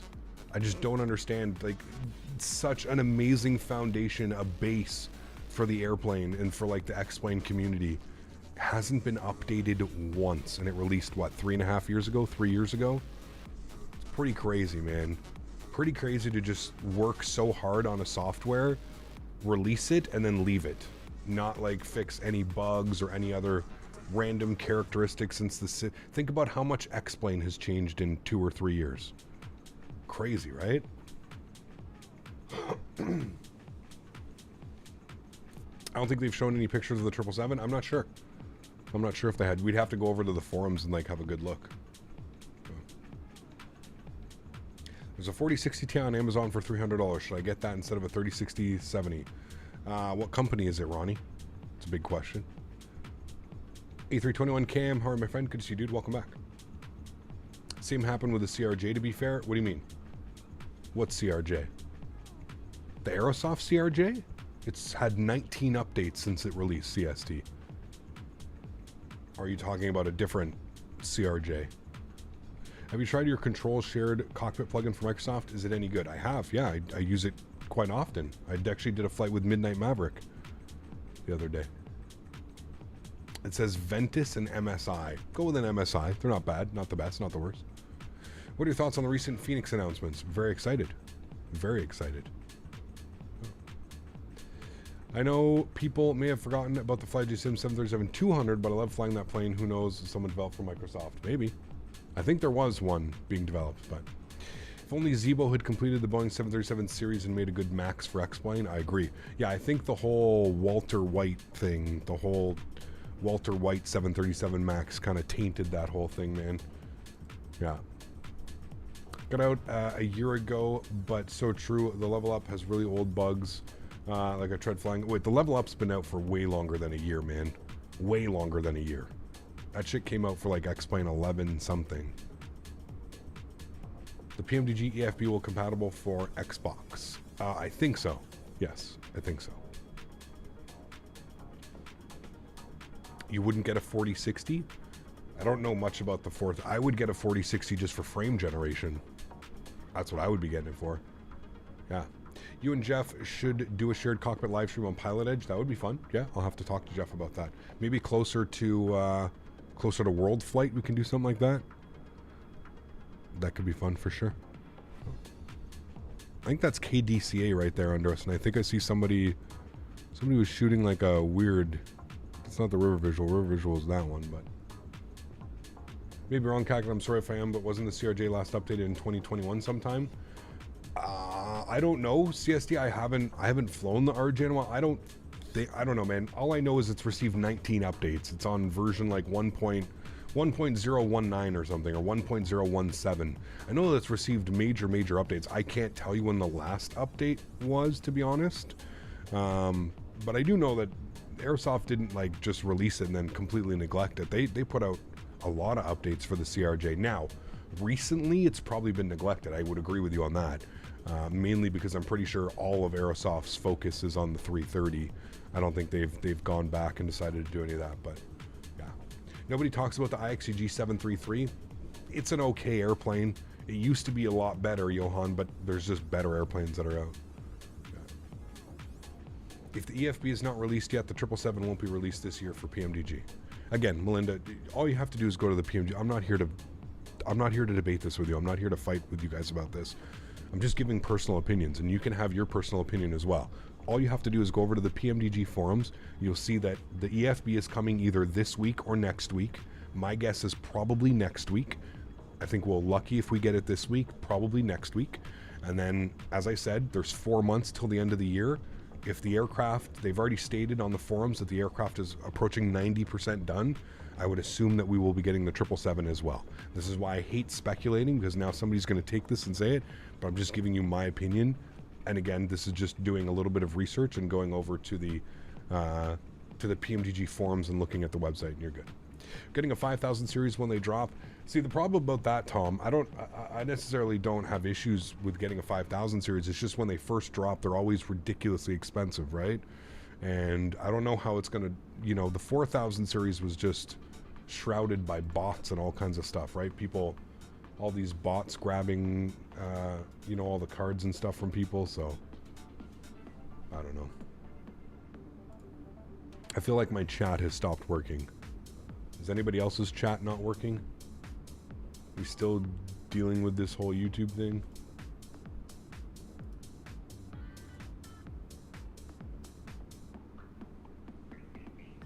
Can somebody write something in chat? I'm pretty sure chat's broken.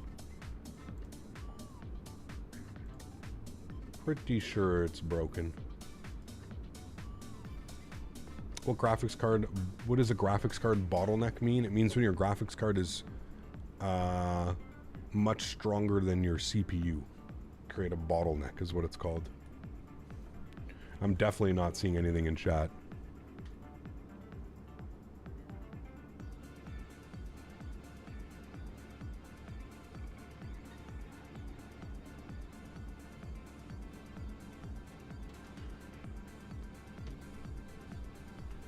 I see hearts coming up on the right hand side of my chat, which means somebody's spamming hearts, but I don't see any messages. Maybe if I try and close this, does this work? Nope, completely blank. YouTube's been really weird lately, man. Like, chat just doesn't work. This is like the third or the fourth time in the last like week or two where it's done this.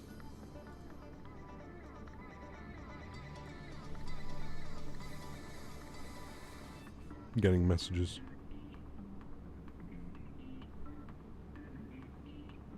I'm getting people saying they can't do it either. Okay, so it's just not on my end. Apparently it's... I see a bunch of emojis. Look, I see you guys spamming emojis over here going crazy, but nothing's moving.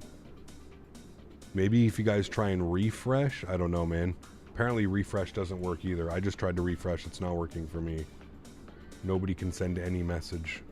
Oh, there we go. Looks like it's broken. Mine's working. Hi, hi. Okay, there we go. We're back. Hello, chat. Hi. I see you. I see everybody. I see a couple people. There we go. Hello. Airsoft stated at the expo that the CRJ is going to be updated. Hand stated after the ATR update. They'll give it more love. There we go. Okay. Wow. Everybody's back. Hello. My YouTube isn't letting me send hit message either. Yeah, the servers have been real messed up lately, man. Like I said. SoCal Sim Pilot coming in with the 33 months. Appreciate you, man. Thank you, thank you, thank you, dude. Really do appreciate you, man. Incredibly kind. Thanks so much. Streamlabs just completely froze issue after issue all day. Very weird. Thank you very much, SoCal. Appreciate you, my friend. Good to see you, dude. I hope you're doing well. Good to see you, man. Huge, huge, huge, no floaties to you. Okay. Everybody was messaging me.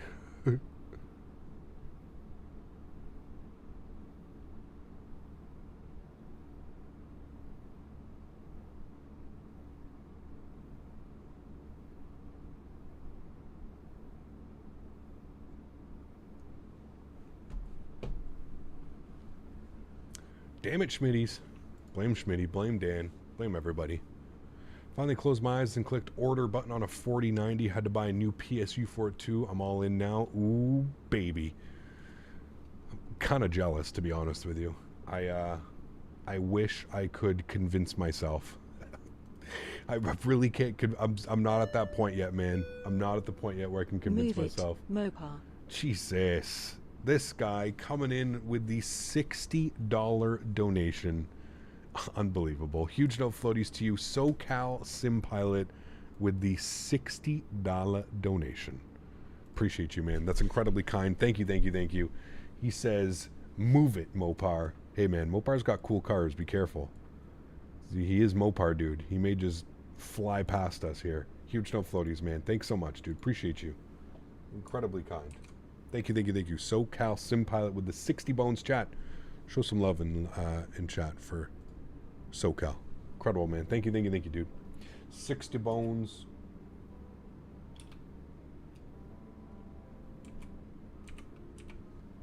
Appreciate it, man.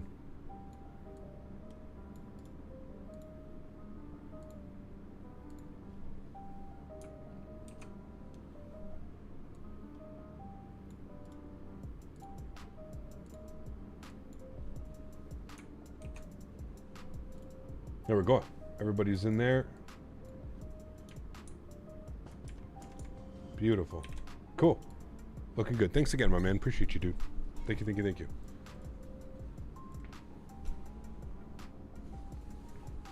I got a 4080 a few weeks ago. No regrets. Nice. Yeah. 4090 is so big, can't even fit it in a normal case. Yeah, you'd have to get like, forget which one you would need.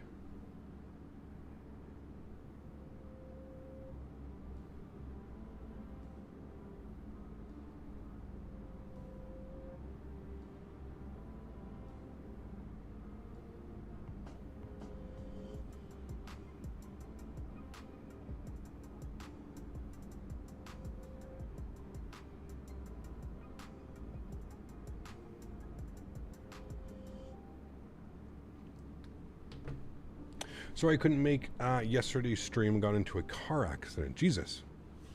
I hope everything's okay, man. If you're here chatting with us, sounds like it's okay, but stay safe, man. Hey, Cap, remember that time the guy ferried a C-172 from SFO to Honolulu straight flight? I don't know if I remember seeing that video. Maybe? I don't know. He kept just wondering, does climb thrust automatically set itself on a 737? It should. If you've set it all correctly, yes, it should. It should, man.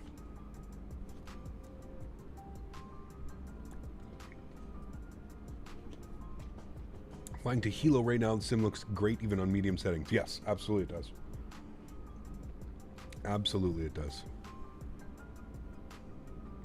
Chat, can you guys bear with me here for a second? I just gotta turn on the laundry machine. Give me 30 seconds. I'll be right back.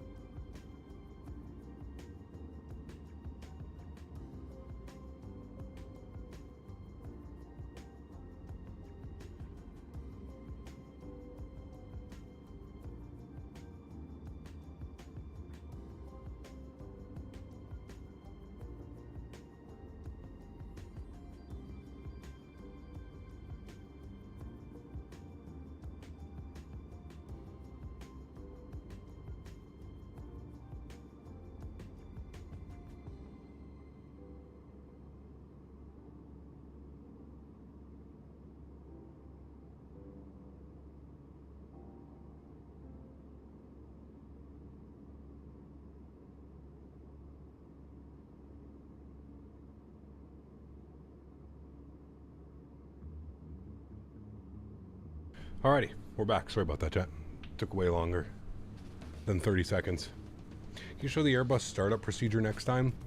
I mean, Sklit, it's super simple, dude. I mean, you literally upstairs, fuel pumps on, engine mode selector right here to the start position, and then you just flip the switches. It's that easy, man. Literally that easy. Airbus is a dream. A dream, man.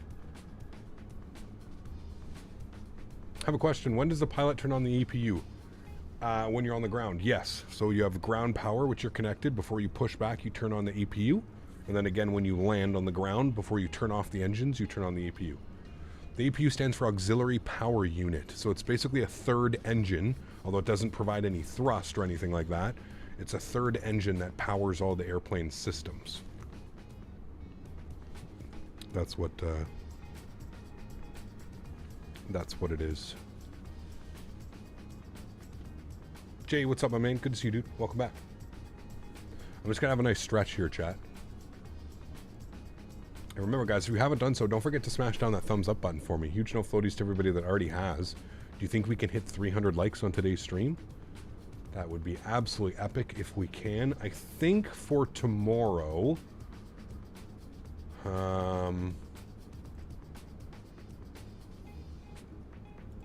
I think for tomorrow we're going to do Tampa to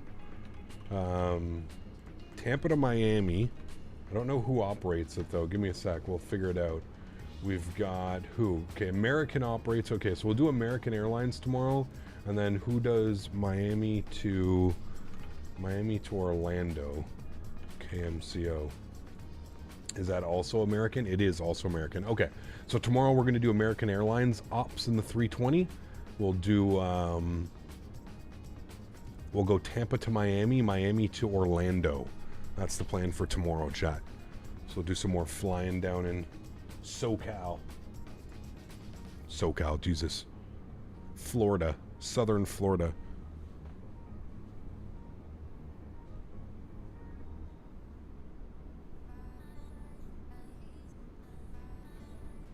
Are there any third-party developer, big software companies, or a couple of guys in an apartment?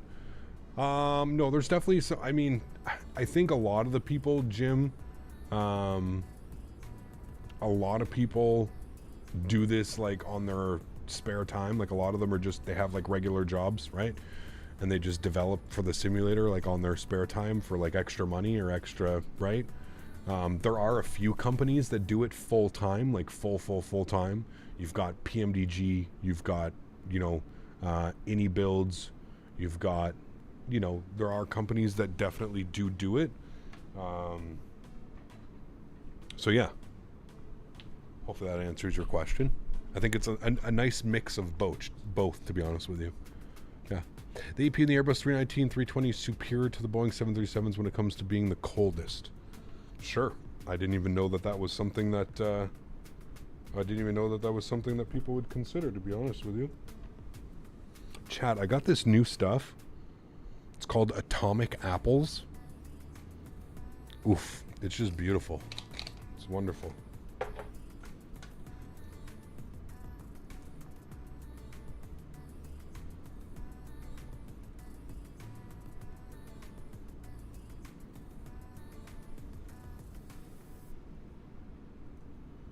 Just watched your 5-year-old 8-hour Cathay Pacific long haul to Kai Tak in P3D and WoW changed. That was an X-plane. I never used P3D. Yeah, never used P3D.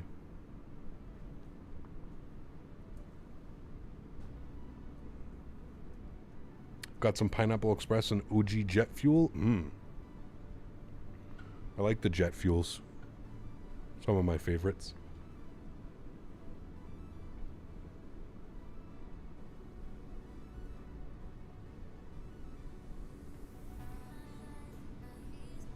Oh, you're good, Matt. Yeah, times have changed big time, haven't they, man? Yeah. Will you give V6 a chance? I've never used P3D. And I definitely don't plan on doing it now.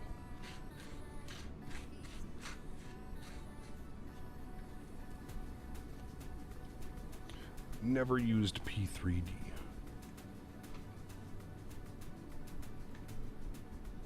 Really don't mind P3D. I prefer X-Plane over P3D. Yeah. Yeah. Joe, what's up, man? Good to see you, dude.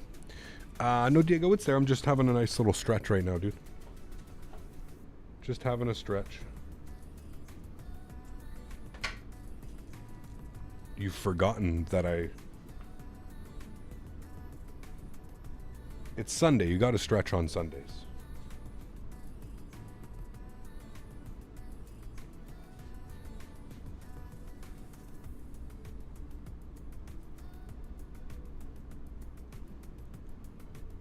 Chad, how many of us were going down to Tampa today?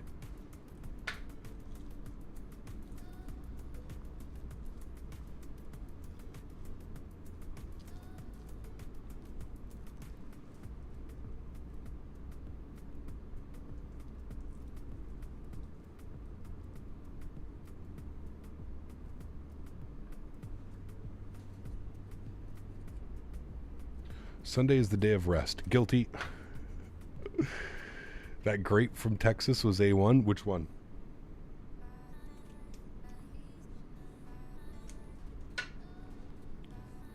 Capo, do you know what you need to drink 1 cup of water per hour in order to stay perfectly hydrated? 1 cup of water per hour. Means you'd have to drink 10 cups of water a day if you're awake for 10 hours. A cup of water, huh? Cup of water an hour.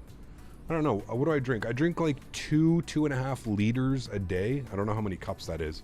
How many cups is in 2 liters?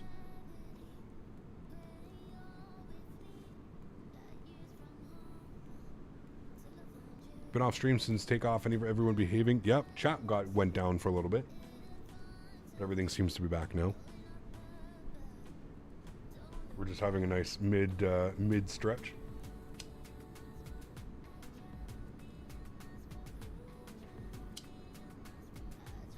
Chat, who's going to be the first airline to allow you to do a stretch mid-flight? I don't know if this also happened to you, but for some reason Navigraph Charts loads my GPU a lot. Huh. I definitely haven't known that. You drink a gallon a day? There you go. What are we serving today, Cap? Good question. What does JetBlue serve? JetBlue menu. No. JetBlue menu. Let's see. In-flight menus. Here we go, chat. JetBlue.com. Cookies. Fuck off. Flights within the Americas. All right. August to September. No, you guys aren't flying on Mint. Sorry, chat. We're not this rich. We don't get to fly on Mint. We get to go... Wait. Do you only get... Maybe you only get food... Okay. I guess we got to go with these ones. I guess we're flying in Mint.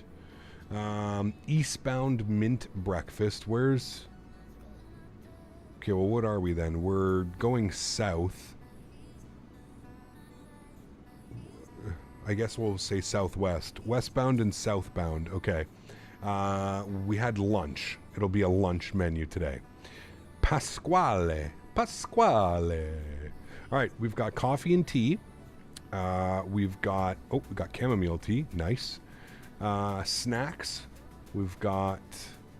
Dude, this is way too fucking fancy. Pan roasted chicken, pork shoulder, lasagna, burrata, endive and frise salad. Vanilla gelato. Take some gelato right now, not in vanilla form. That's a crazy menu, man. Pork shoulder served with bacon fig jus. Oof. Pan roasted chicken with mushrooms, marsala, and croutons. Lasagna with baby spinach, kale, fresh tomato sauce, and parmigiano. Man. That's kind of crazy. That's your menu, chat. Have fun. Chamomile. Camel tea?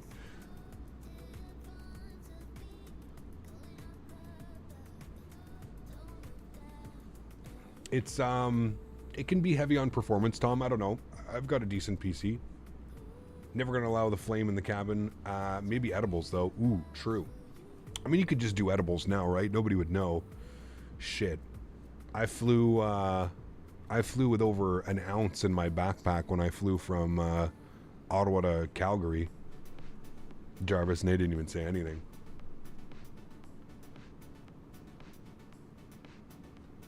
I had an ounce of flour and a bunch of oil. Where is this restaurant? That's the JetBlue menu. It's the JetBlue in-flight menu. So wait, do they not serve food for economy, chat? Is there no like buy? There has to be like buy, right? Doing 100 milligram edible and then flying would be sweet? Fuck no. No. No. I don't even like really going high, man, to be honest with you. I guess it depends what time the flight is, but...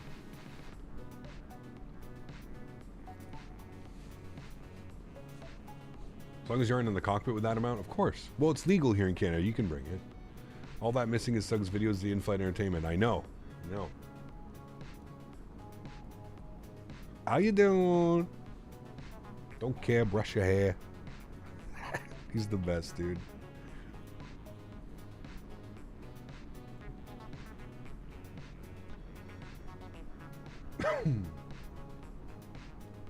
Mexicana used to serve the dankest Mexican food on their flights. Yeah, no kidding. I believe it. There's no food for economy in the US, just snacks, and you can buy a sandwich in some flights. Okay, it's the same in Canada, Thirsty, yeah. I was just wondering if, like, they served anything. But yeah, it's the same in Canada. The only time in Canada you actually get a meal is if you're doing, like, transatlantic or trans-Pacific or something, right? That's the only time, like, you'll get a meal in economy. Every other time, exactly what you said. You'll get a beverage of your choice, like a soda or a water or a juice, and some you know, some cookies, some chips, some crackers, something, you know. Economy menu, Biscoff cookies. Yeah, I'd be okay with that. Just leave me with the box of Biscoff cookies and we're all good, man. You have a great flight. Cap, do you have a civilized discussion with Q8 pilots member about Pmdg 777 versus 777 V2? Did you have a civilized discussion with a Q8 pilots member? I don't know. Did I?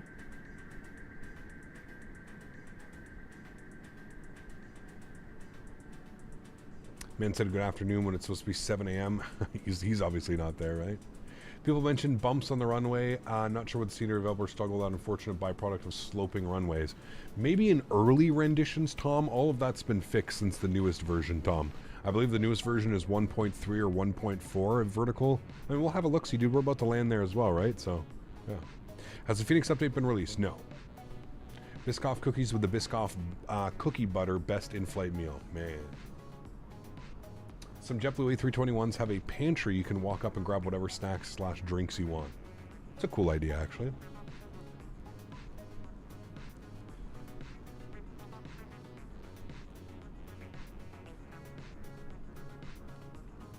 Where are we right now, chat? We are... Oh man, we already made it all the way down here? Shit. We're over halfway. I feel like we're over halfway. Maybe not. Maybe. I don't know. We are about to pass into... Where are we? Is this South Carolina? North Carolina. South Carolina. South Carolina. What's this? North Carolina? Indiana? No, stop this. That's Indiana.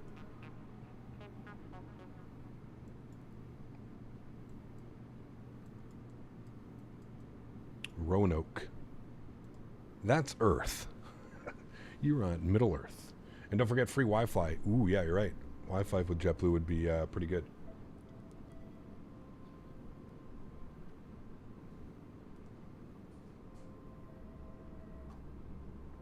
Virginia. Take me home. Country roads. So we're about to cross into Virginia. Oh, yeah, there's Charlotte right there. Durr, Captain. Just zoom in and look at your airports.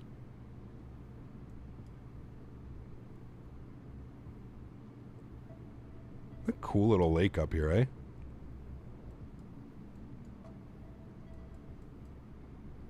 Pretty wild. Or is that like a swamp? Or is it actually a lake? Fly-fi. What airlines do you fly? Everything. Pretty much.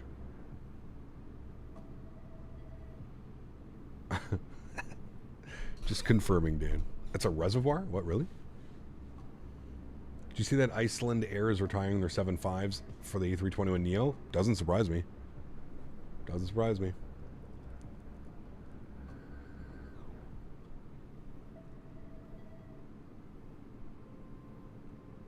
Ah, yes, Richard.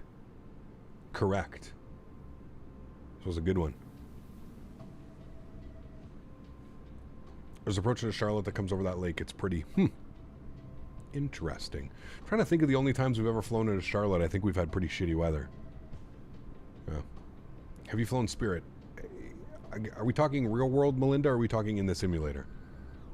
Should we go back to PHL sometime soon? Flew there last night. Really good scenery by MK. It is, yeah. I agree, Tom. Yeah. Maybe next time we're here. When you fly IRL, do you prefer WestJet or Air Canada? It's a good question. I seem to have less problems flying with WestJet. I seem to have more problems flying with Air Canada. I prefer Air Canada just because they have a much wider fleet, so it gives me the option of flying on some cool airplanes that I don't get to always fly on. Price-wise, they're both pretty competitive. Yeah.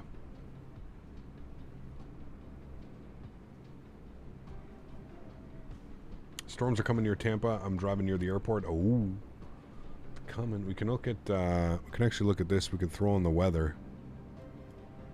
You could see that's probably all the stuff we're picking up over there. Probably actually going to be flying over weather for quite a while. And then look at Tampa right now. Eesh. Now, hopefully that's trending upwards. What are they?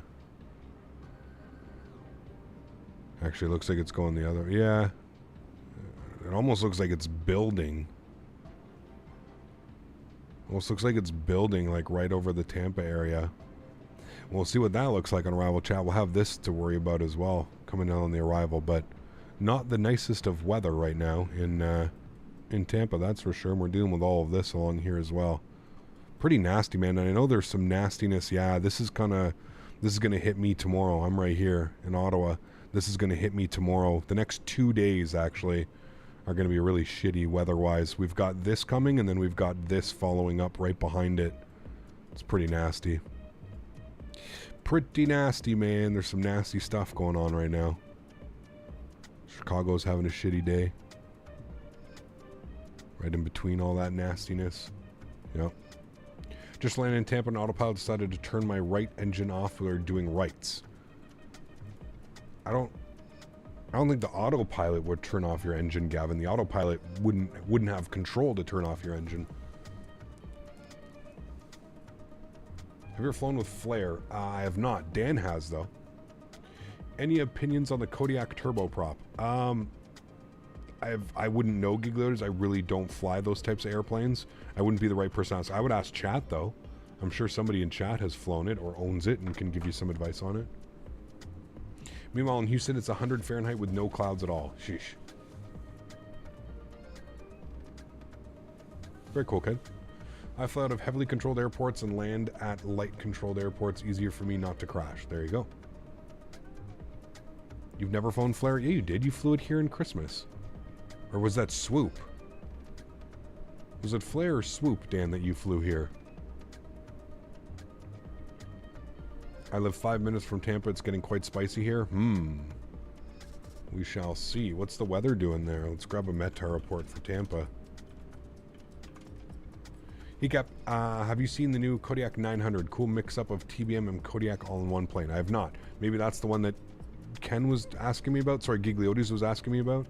That was on swoop. Interesting. Okay. Winds are variable at 6 knots. What are they doing in Tampa right now? Like, what runway are they on?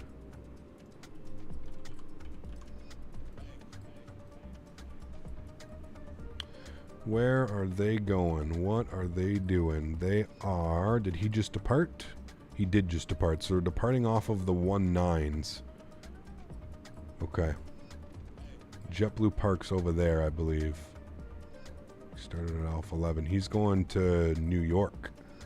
He just departed. He's like, get me the hell out of here. A321 Neo. Interesting. It's crazy that like nobody's on final right now. Where are you going? Oh, that's a GA plane. You know, it'd be hilarious if we like click on one of these airplanes one day and it's just like Max, like 2 Romeo Foxtrot. This guy's doing some flight training. Maybe he's getting away from the weather. He's like, goodbye. In a Cessna 172 Skyhawk. Clearwater would be a cool airport too. Fly some Allegiant ops in and out of.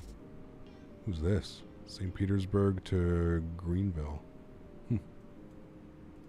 Oh, is this the police? Coast Guard. See, that's cool. Got the Coast Guard out there doing some stuff as well.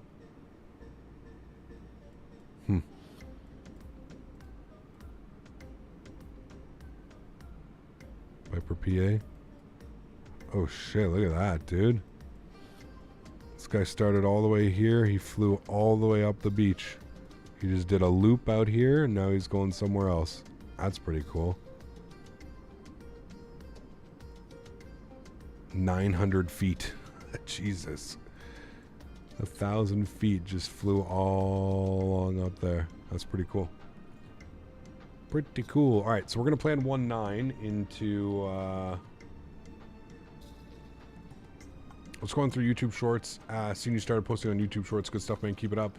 I made a couple. Banksy, yeah. Trying to get into that algorithm. 90 days until world flight? I know, crazy. Cap, is it normal to have 1 to 3 stutters on Microsoft during flight? Depends, I guess, on your internet. Luca, what's up, man? Good to see you, dude. Big Coast Guard station? Ah, got you, Davis. Hey, Cap, you thinking about doing any long-haul flights? No. No, I'm not the biggest fan of long hauls, man. I don't know when we'll get one. Probably when one of the big long-haul planes come out.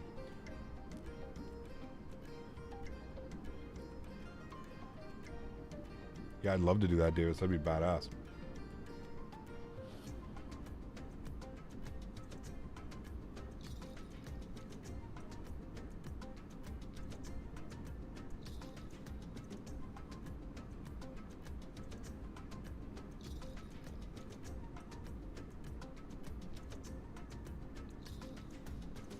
This is a pretty long flight. Yeah, it's almost 3 hours, Gordon. Yeah. Were you forced into buying the Kuro 787? No, it's free. You don't have to buy it. It is free, my friend.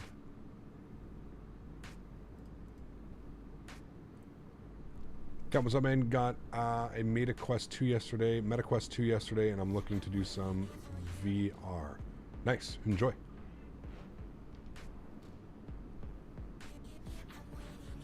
Have to do Dubai to LAX? Hell no. It's not like a 14-hour flight. 16-hour flight.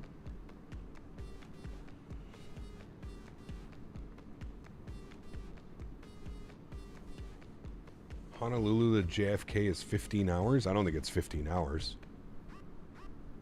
It's probably like 8 or 9 hours.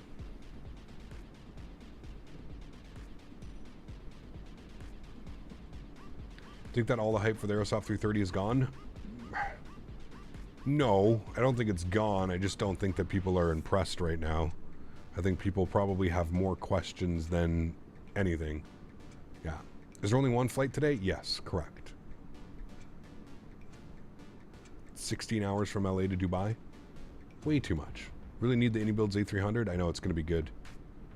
Do some cargo ops, man. Really excited. And then get the MD-11 as well. Oh, baby.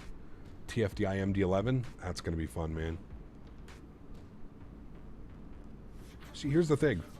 A lot of people that come from the P3D world and like the FSX world, a lot of people that I speak to say like, oh, there's really no, you know, this is just Aerosoft. This is typical Aerosoft, like typical Aerosoft behavior. I'm kind of new to Aerosoft. I never bought any of their products in P3D or FSX or anything like that. So this is my first kind of experience with Aerosoft. So apparently this is nothing new. Apparently this is just how Aerosoft runs their business, and they have for the last 10, 15, 20 years. So I don't know, man. I really don't know.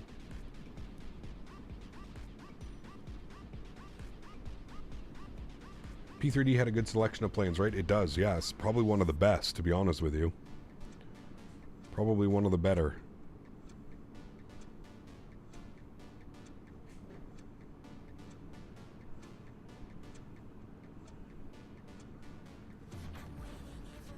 They're painfully slow when it's released. It'll need 3 or 4 patches to get it usable. Non-stop, JFK to Honolulu, 10 hours and 55 minutes. Huh, there you go. I love long hauls, but I can see how it would be hard to attend them like a streamer. Well, it's just, you know, one, I don't want to sit at my computer for 14 hours, like 10 hours, right? I don't want to do that. I don't want to have to sit in this chair and not move and like monitor things. So like, I don't mind long hauls, but like if we're going to do a long haul like that, it's like, okay guys, we're going to do like 3 hours. We're going to depart. We're going to hang out for like a normal stream length, like 3-4 hours. Then stream's going off. I'm leaving my computer. I'm going to watch movies. I'm going to whatever, go to the grocery store, whatever I'm doing with my day. I'm going to do that. And then when it's time to land, you know, an hour or two before, probably like 2 hours before it's time to land, stream comes back on and we finish the flight, right? To sit there and like, or even just leave it, I guess. I don't know, man. Log off of VATSIM and just leave the flight going. I guess that is an option as well, but yeah.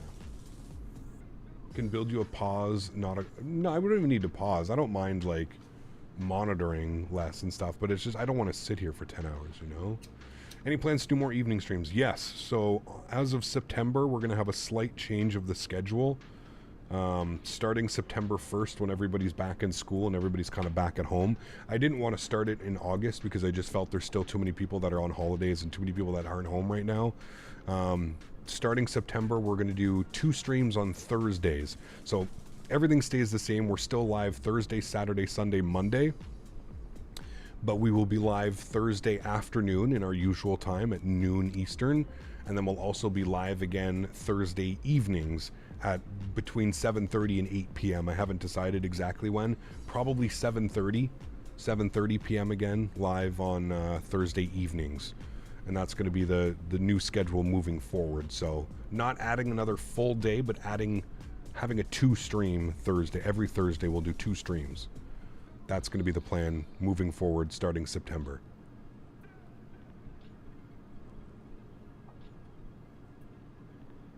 Yeah, I mean, not wrong, Les, for sure. I think most airplanes have that now as well, Les. They have an option, pause on top of descent. So if you set up everything and you pause on top, yeah. Eastern time, yes, Eastern time is correct. Same stream lengths, we'll see, Davis, probably not. The evening stream will probably end up being like 1 flight, you know, like 1, but I do plan on like setting up the green screen and like the camera will be on and we're going to do the whole, it'll be like a proper stream, right?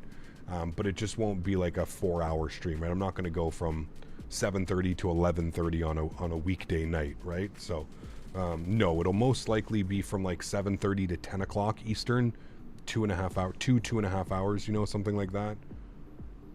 So probably just like 1.5 hour flight, or, you know, I will specifically tailor the flights accordingly. You know, the flights probably won't be anything shorter than an hour and 15, hour and 20 minutes, no longer than 2 hours or something, you know. So Caps, if we're going off subject, but what do you do in SnowRunner? Since I got the game and I don't know what to do, any tips? Literally just drive around, man. Just pay attention to the, I just bought it too, Banksy. I don't really know, man. You literally just drive around. There's things that you have to do. It's basically an open world exploring game with like missions. Yeah. How much storage do you need for this game? Depends, man. Depends how much scenery and stuff you want to install. Yeah, it'll be nice to have at night, and then it kind of caters to more of the North American crowd, right? I have a huge North American following, and I feel like, you know, because my streams start at noon on, you know, Thursdays and Mondays, that a lot of people can't tune into the streams. So offering a stream on a weeknight is a great opportunity to maybe get an extra stream in for people that can't, because I stream in the afternoon. You know what I mean? Like the normal game is how much storage for the basic game? I think like 200 gigs for the game now is what it's up to. what prompted me to do 2 streams? Well, a couple Thursdays ago, well, I had been toying with the idea, Huskers, of adding an evening stream. I just wasn't sure if I wanted to add another full day. So like on a Wednesday or on a Tuesday where I usually don't stream, to stream like on one of those evenings. Anyways, a couple weeks ago we did some event flying into Toronto. Toronto has it's called Thursdays in Toronto. It's a new event that they're hosting in Toronto, and that also played into it. Yeah, it kind of just, there was a nice reception for the Tuesdays in Toronto, and that kind of solidified the, okay, you know what, like if we're gonna add another stream, I want it to be an evening stream. Although the UK viewers don't have an opportunity to watch, you know, I have more, oddly enough, well, I guess not oddly enough, it probably makes sense. My number one is North America, right? My viewership comes from North America, number one. So yeah, that's kind of the decision behind it.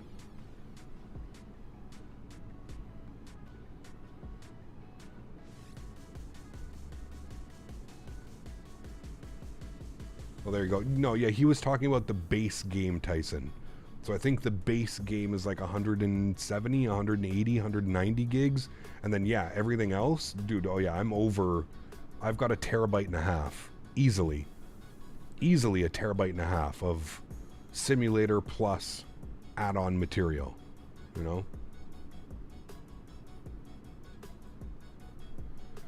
Do you know you can move the Fenix 320 seat with the buttons on the side of the seat? Yes, correct.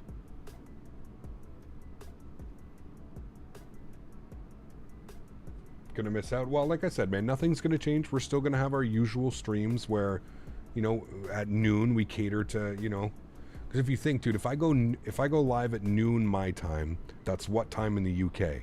That's 6 p.m. in the UK, so it's perfect, right? It's that literally caters to UK. So I always try and do my best to balance everything. That's why I like going live Saturday, Sunday, because it gives people an opportunity in North America to be able to tune in and stuff. So yeah. Cap, only flight sim for Thursday night stream or another game as well? No, it's just going to be flight sim. It's going to be a flight sim stream completely like the other ones are. Yeah.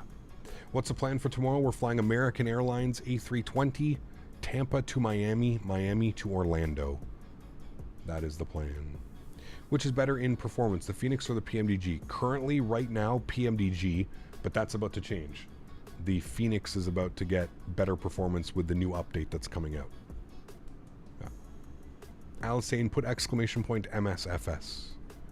Do you know if you'll receive an early copy of Block 1? I most likely won't. I don't think anybody will, to be honest with you. Yeah.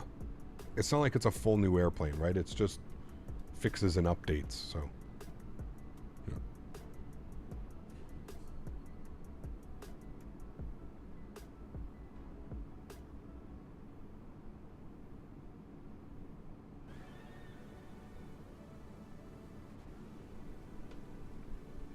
What time is the stream tomorrow? Same time as always, noon Eastern. You can put exclamation point schedule.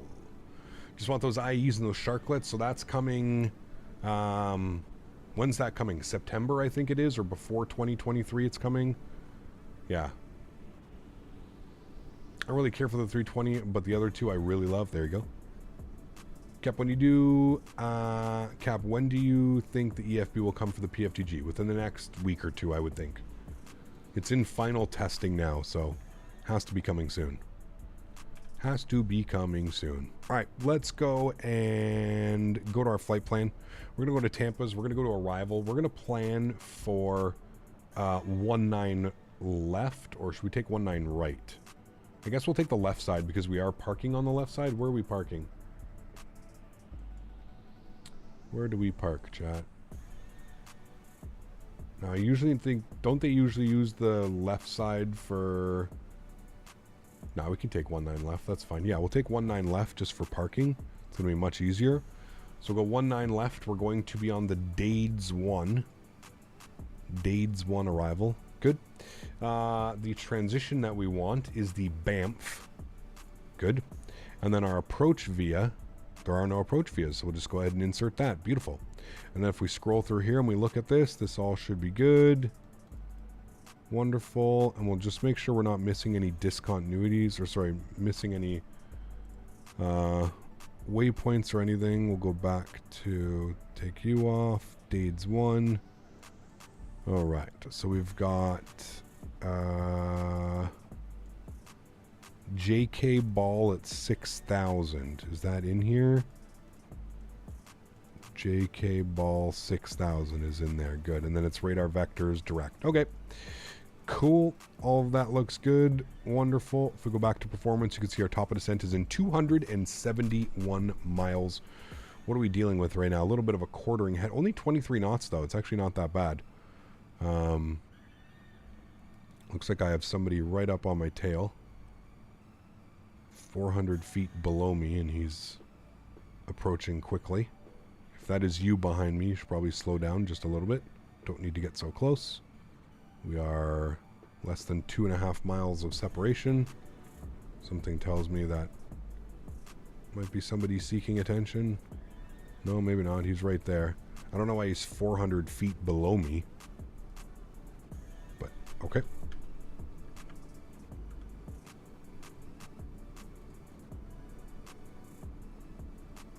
JetBlue is the A gates? Yes, they're the, whatever these gates are here. Airside A. Yeesh. Airside A.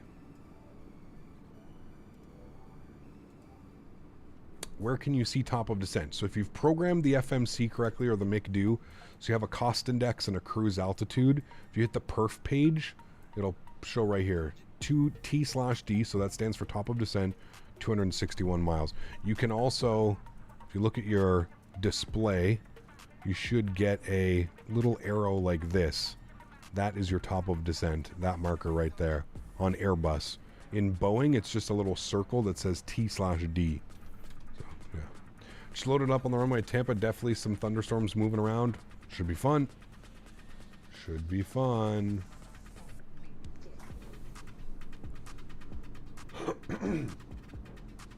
We should do American Ops so we can park at the new F terminal. Where is that? In Tampa? Is that even modeled? The F terminal?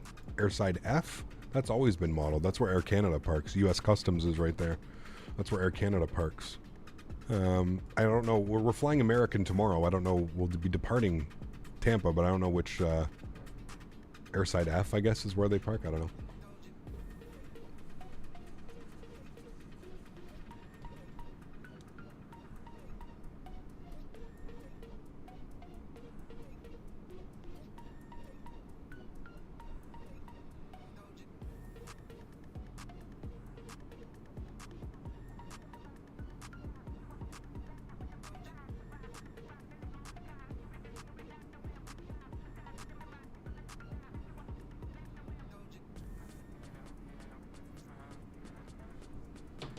Descending into Athens, the winds are heavy. Ooh.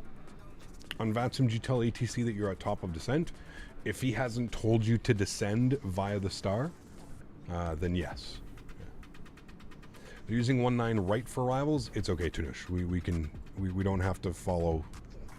They have 2 runways, 19 left, 19 right. We can use whichever. It's okay, man. We can also, it's good if there's so many of us flying in right now, we can also kind of split it a little bit, right?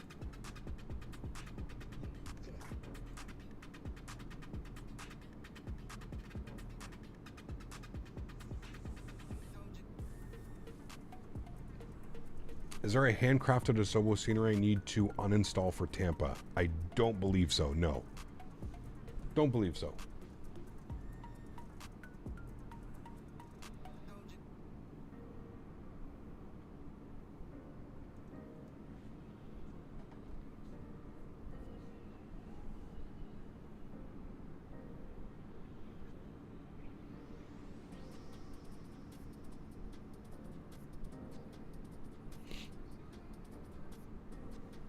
I'm new to simming on PC. Does anyone know why my community mods don't work? They're in the right folder, but some files I downloaded are 72 files, so that's not good, I think. Are you... Yeah, I don't know, man. There's so many... Gel, are you part of the Discord? Join the Discord if you can't. It's a little bit difficult to kind of offer help now, so... Yeah. Just a heads up, no vertical profile altitudes on the Dades 1. ATC likes to cross Olean anywhere between 10 and 13. All right, let's see what they say here. Olean. It's got us Olean at 15. So that's pretty good then, right? Should be good there. Olean 15. Olean at 15. Unzip the files with 7-zip. Yeah, that sounds like you're not unzipping the files. That's what I was just going to say. I was going to say join the Discord because there's a lot of people in the Discord that are going to be able to help out. There's also a lot of smart people in chat, so maybe listen to them. For me, it's kind of difficult. 7-zip is probably the best as well, yeah. Or WinRAR if you want the pay every second.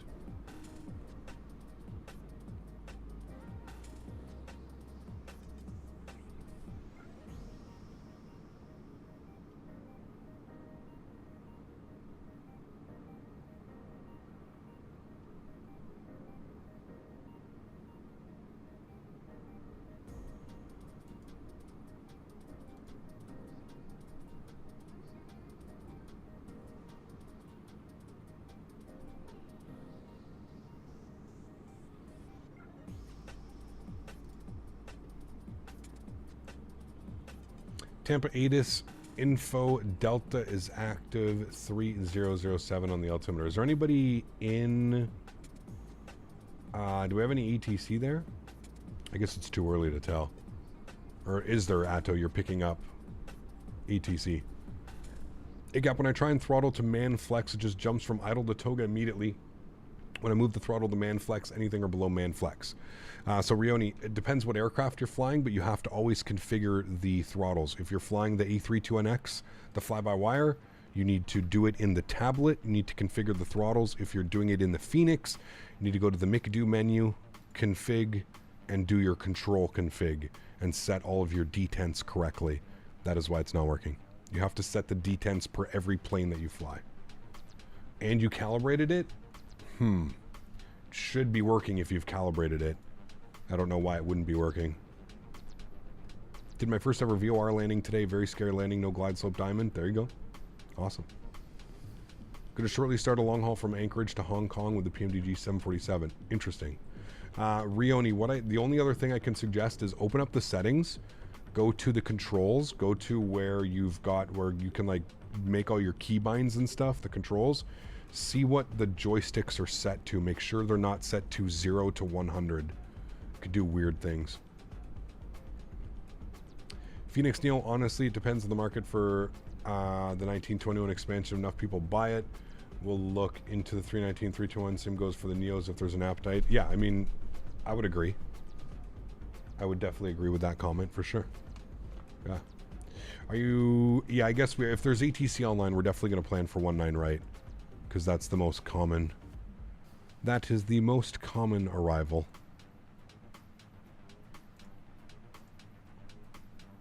Yep. And nothing really changes. I can say it's the same. Montreal Dev, welcome back, my friend. Huge enough floaties to you. Thank you very much for your support. Appreciate you, man. Welcome back as a business class member. Let's get some love and chat for Montreal Dev. Word of advice on the detents, make a separate profile for the 320 and do what Captain said. There you go.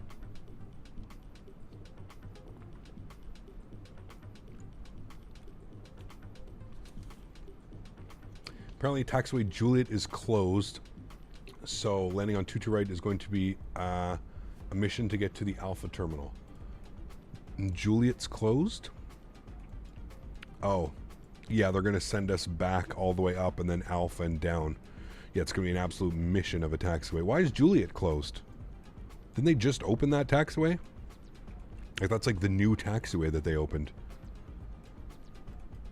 Yeah, we'll have to go all the way back and probably Bravo. And then Charlie.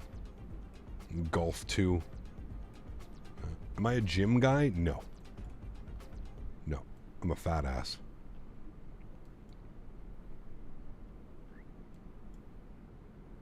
Airside A is where we're going. Ada says it closed, not sure why. Interesting. Love my Boeing yoke.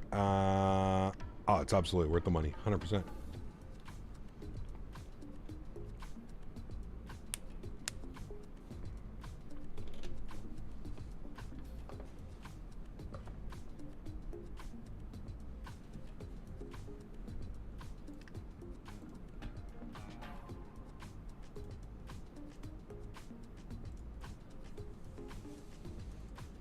Are we in Florida yet? Pretty sure we're in Florida.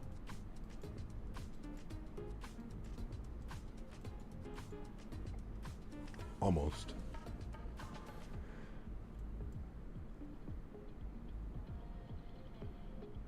There's Savannah.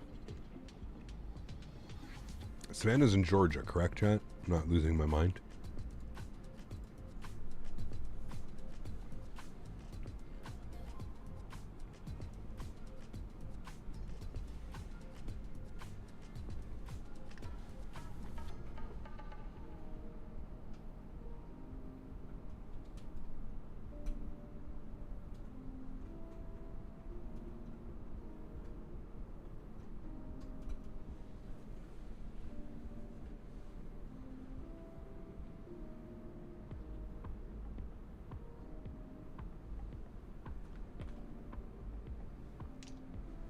Kutal Script, welcome to first class as well, my friend. Appreciate you being here. Thank you, thank you, thank you. Extremely kind, Mama. Thanks so much. Good to see you, dude, and welcome to first class. Somebody get that man a nice cold beverage. What would you like, sir? We're serving, shit, what was the menu, chat? Kutal Scripts. Great name. Great name.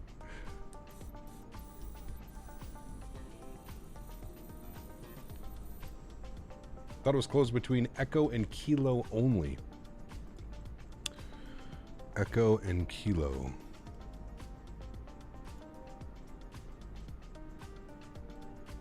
Oh, like this part of it, Juliet? Echo and Kilo? We'll have to see. Thanks so much, Kutal. Appreciate you, man. Yeah, we'll see what they say. May I interest you in some Biscoff cookies and Cheez-Its? You may only choose one. Isn't that GSX thing Kutal Script? It is, yes. That's why his name is awesome. Well, we'll have a listen. We'll see what they say, Skyworker. Maybe they didn't say anything. I see Tampa arrival, ATIS. It says taxiway. All right. It says Tampa ATIS information Delta. Winds are variable at 6, 10 mile visibility, scattered at 3,800, scattered at 1,100, scattered at 25,000, 34 degrees. Altimeter 3007. ILS approach 19 left and 19 right in use. So we could technically ask for 19 left, chat, which I think we may do.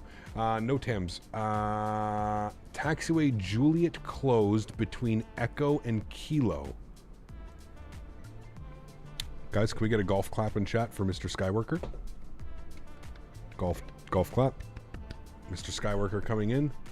Taxiway Victor 2 and Taxiway Victor, between Victor 2 and Victor 3, restricted wingspan, 171 feet. Taxiway Kilo and Charlie 3, wingspan, yes, that's fine. Taxiway Sierra between 19 left and Charlie, restricted to wingspan. Blah, blah, blah, blah. Advise you have ATIS information Delta. There we go. All right. Mr. Skyworker wins. This is why he's real world ATC. Savannah, Georgia is off the wing, chat. Should be somewhere up over there. Right there. There's KSAV, Savannah. On the coast. Good. Skyworker has won the internet for the day. Yes, he has. He's the official first officer. Hey Cap, you also recommend a good video on VATSIM because I want to learn, you want to learn it better. There's so many great videos, man. I don't have one specific one that I can lead you to, but I would just go on YouTube and type in VATSIM tutorial and see what the most liked and the most viewed videos are. Those would probably be the best ones.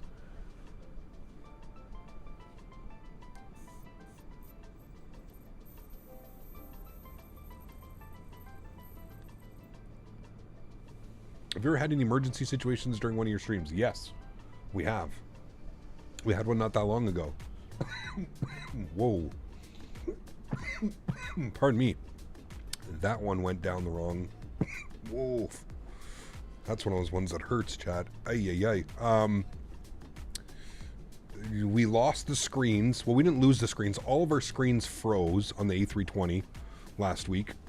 And then the week before that, we had, again, the Pmdg, the autopilot wouldn't work. We had to return back to the airport. That was pretty crazy. And then we had, what else have we had recently, chat? I feel like I had a couple other ones, but yes, we have had some, yeah. We had a crazy go-around yesterday with like a crazy wind on final. It was like blowing the aircraft around. That was a good one.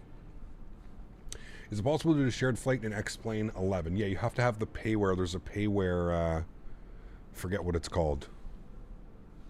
Forget what the app is called. Yeah. I'm the 6th person coming in. There we go. We had the fuel leak. Yeah, we lost a couple engines. Yeah.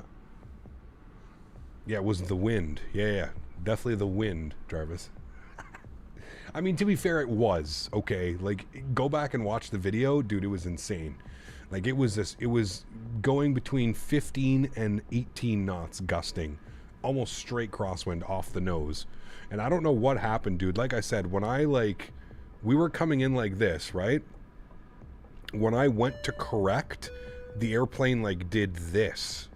I don't know if it was, like, me, if it was... Maybe I overcorrected. Obviously I overcorrected or something, but like we were coming in like this perfectly into the wind. When I went to decrab, the airplane like went like this instead of like decrabbing and like, you know, hitting center line.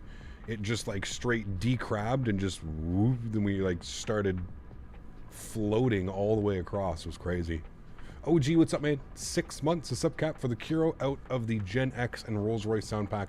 Which one would you recommend? I have a soft spot for the Gen X. I think it's one of the best engines, especially like the startup and the spool up and stuff. Yeah. I think it was an overcorrect, most likely. Yeah, I'm still getting my crosswind techniques and games have never been strong. It's never been my strong suit. I've really tried over the last like 6 months to really focus on my crosswind landings and stuff like that. So I'm still learning a lot when it comes to doing them properly. And I also think in the simulator it's a little bit different, right? Because you don't have those realistic, you know, you kind of see it with a lot of like other real world pilots that are streaming and stuff. The crosswind, and it's weird to replicate in the sim because one, you don't have a feel. You can't like feel the yaw of the airplane and when to do it and if you're overcorrecting, and it makes it quite difficult, to be honest with you. But I feel like we've been doing a pretty good job, especially on like takeoffs. Our takeoffs have become a lot better. Especially dealing with like crosswinds. You'll notice like in this simulator, if you're dealing with a crosswind and you don't add the aileron correction, the airplane will literally like take off sideways, left or right. You know what I mean? Yeah. Do you rudder input or trim? I rudder input, Thirsty Engines. Yeah. I guess you could use, well, would you want to use trim on landing though? Like rudder trim on landing? I guess if you had you could like reset it just as like you're about to like, you know, decrab and flare, but I don't know. Have you had issues with the simulator crashing when you load into Tampa with Pmdg? No. Knock on wood, no crashes. Hasn't crashed in a long time, dude. This simulator is actually very sturdy. I think I can count the number of times it's crashed on one hand. Yeah. What does the trim do? The trim basically keeps the airplane in a position. So, let's say you have a crosswind, right? And instead of constantly applying rudder to maintain the correction, you can trim the airplane. It has a rudder trim. You can trim the airplane so that it maintains the crab position and you're not stuck holding your rudder pedals at a, you know, 10 degree, 15 degree or whatever, you know. Diego coming in with 14 months. Appreciate you, my friends. Captain, I apologize because I haven't been donating lately, but I had an emergency with my pet and I'm waiting for the end of the month to get paid. Listen, Diego, do not worry, my friend. You've been here for 14 months as a member. I know a lot longer as a viewer as well. Don't ever feel bad because you cannot donate to the channel, my friend. That is not... Don't worry about that. Life always comes first, man. Always, always, always comes first. So I hope your pet is fine. I hope everything is okay with your animal. And thank you for the 14 months of support, man. I appreciate you. Isn't that a little bit dangerous? I guess it's not dangerous, but it's strange. I mean, again, it's not really strange. It makes sense, especially for like an airline perspective, right? There's a lot of wind. Like those tails are huge, right? there's a lot of wind that's pushing on the airplane, causing it to turn, and so, yeah. I watched your go-around, quite crazy wind shift. Yeah, it was not, you know, and the winds were calling for 190 at 5 knots. That's what was crazy. 190 at 5 knots, and the winds ended up being like, I don't know what they were, 195, 15, gusting 18 or something like that. It was weird. Had to go around in DCA with similar behavior, got blown off of the center line. The winds in the sim are a little weird, to say the least. The thing, Tyler, is they'll come out of nowhere. That's the thing, right? Is like everything will be fine, everything will be good, and then, you know, you'll call for like a weather check, and they'll say winds 190 at 5, and you're like, oh, great, this should be a beautiful landing. And then you come in, and it's just the complete opposite of that. It's like, what the hell? Can we see how AutoLand is in the Fenix and Microsoft? Maybe one day when we need to do that. But I'm not going to do an AutoLand on a nice weather like this, you know? Maybe. I think I've done 1 or 2 AutoLands in my entire streaming life. I'm not a fan of AutoLands. I like to work for my landings. Landings are the most fun, right? Come on, that's the best part. Everybody's here, everybody's watching, everybody's waiting for the butter or the smash, right? Speaking of smash, guys, if you haven't done so, don't forget to smash down that thumbs up button for me. Appreciate it. Autolands are boring. I mean, listen, it's a simulator, right? You don't have 160 passengers sitting here in the back. You're, you know, if there was a time for you to maybe, you know, push the limits of the aircraft or maybe test your skills, you do it in a simulator, right? I don't think there's anything wrong with it. I also don't think there's a problem with simulating real life. And if the weather, you know, if you're down to like, you know, quarter-mile visibility and an AutoLand feature is available, then sure, I'd say go for it, just like they would in real life, right? But yeah, I don't know. Can't wait to fly the 321. Yes, it's going to be awesome, David. Going to be awesome, man. Something funny is like people like to fly nice weather, but not me. I love flying zero viz and everything blowing around, have the crosswinds. I mean, like you said, you're in the simulator, right? There's no better time to do those types of things than to experience that, right? No consequences if you crash in a simulator. Lots of consequences if you crash in real life. Yeah, the brake failure at MDW, that was a good one too, man. No brake pressure. I still don't know what happened there. I still don't know if like we iced up or something happened, Davis, or if it was just a bug, but we had absolutely zero braking pressure, like none. Approach and tower, ETC for Tampa are active approaches on 11815. Thank you. Thank you, thank you. Let's go ahead and see how long till our top of descent. 107 miles. What's our ground speed? Have we... Oh, god damn it, dude. I knew something was fucked up, man. This guy got so close, he blew us off our course. I knew something was weird on the flight path. Who is behind me? Who are you? I'm gonna find you right now. Who are you? And what are you doing? If you're gonna fly, you gotta respect the people that are around you and in front of you and beside you. You can't just... It's not just a free-for-all, man, if you're gonna fly on VATSIM, dude. I understand mistakes can happen, but you were literally flying up my asshole. And now you're like... And you're showing this weird altitude. You were like 300 feet, 700 feet beneath me. And now you're 700 feet above me. I'm very confused. Very confused right now. And then you've blown us... Good thing I checked on that. We probably should be much closer to our top of descent than we are, but...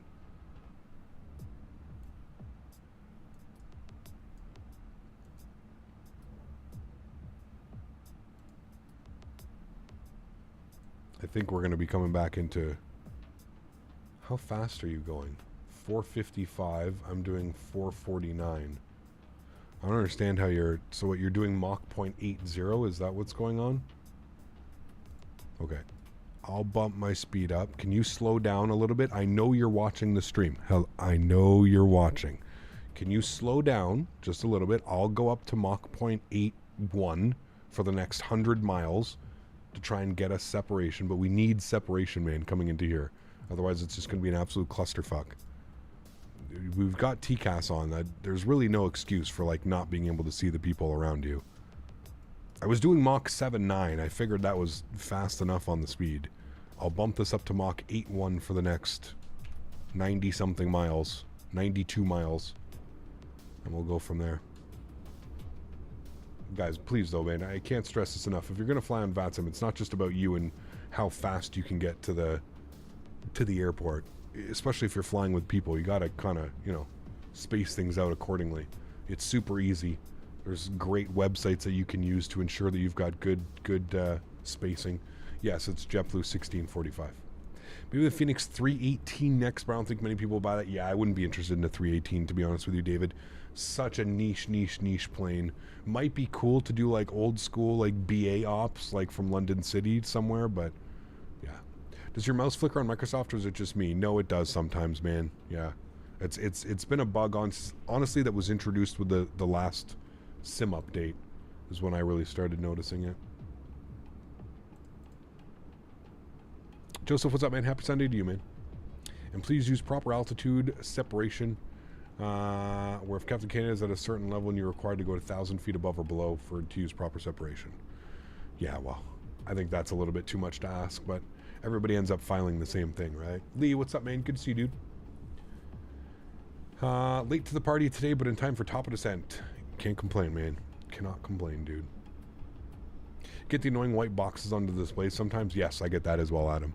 Yeah, I get that as well.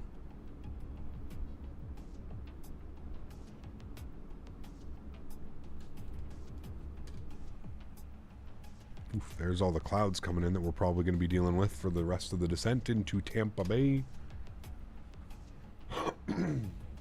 Waiting for world updates to finish downloading and then hopefully able to fly on the simulator soon. Nice. Yeah, I always tell people if anybody's having like issues with the simulator crashing or weird things going on, just make sure you have all your updates. That's it.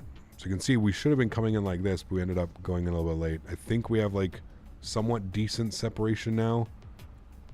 That's probably closer to like 5 miles. He's coming in pretty quickly though. I don't know. I bumped speed up. We'll see. Like I said, I'm going as quick as I can here. Mach 0.81. I have a small question. I have an i5 and need a new graphics card. Would an RTX 4060 Ti be good for my flight sim? Depends which i5 you have, Fred. You could have an i5 5500, 5400. Is it a newer i5, like a 10th, 11th, 12th, 13th gen i5? Or is it a, you know, 4th, 5th, 6th, 7th i5? You have an i5 2500K. Wow. Does that dinosaur still turn on? Joking. I'm joking. Don't get upset. That's an old chip though, man. Holy shit. 2500K. The first PC I ever bought had a, I think it was a 3700, 3750. It was a laptop. Captain Canada's canceled. I was just playing with them, man. Just having fun. Blue screen last night, lost a hard drive and boot sequence. Reinstalled day is always fun. Oof. I'm knocking on wood. I haven't had one of those days yet, thankfully. Buckeye. Runs like a champ with a 1050. Nice. Hey, man. I don't know, you bought it in 2021? Okay. There's are you part of the Discord, Fred? There's things that you can do to check to see exactly what you're running. Dan, how do you do that? You go on like my computer or something, don't you type in, doesn't it pull up all the specs and stuff like that? It'll show you exactly, forget what it's called. White boxes fixed in Sim Update 13. There you go. Still on Windows 7, need to upgrade to Windows 10 by December 31st, otherwise I can't use Steam. Uh-oh. Go to System Information. There you go. System Info. So Fred, go to System Info and then like type that down here in like the little search box, right? Down here. Type that in there and see what pops up. Off topic, favorite preferred YVR scenery out there right now? FSim. FSim Studios, probably the best one, man. FSim Studios.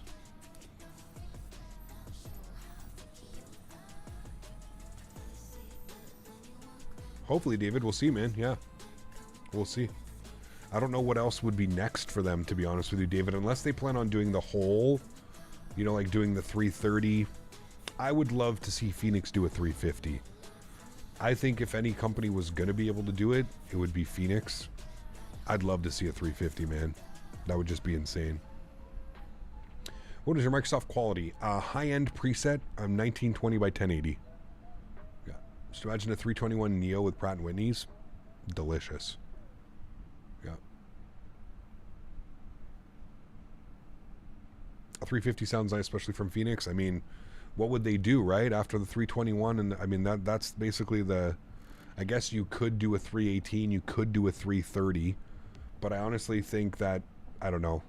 I don't think we need the 330. I guess we'll see, man. We've got the freeware 330. We've got the Aerosoft 330. I don't know if you want to invest time and effort into a 330. I don't know. Maybe. But is there a freeware 350 in the works? There is, Erin. Again, though, very early in development, Erin, and also it's a freeware project. I've mentioned this before. The amount of freeware projects that have started and have never finished in the history of flight sim is probably, you know, thousands and thousands of projects. So I understand, you know, especially with Microsoft, there's a lot of hype around this now, but that's a, you know, to do something for free, and especially something that needs to be done correctly, that's, you know, it's a lot of effort, man. It's a big thing for people to, you know, to do and set up. So we'll see, man. I don't get excited for freewares. If it's a freeware, hey, it's a freeware, right? You know, in my opinion, most freewares in the simulator still fly not the best. Like, you know that you're flying the Phoenix because of the flight model and the way the characteristics, it feels refined. It feels like a payware simulation of an Airbus.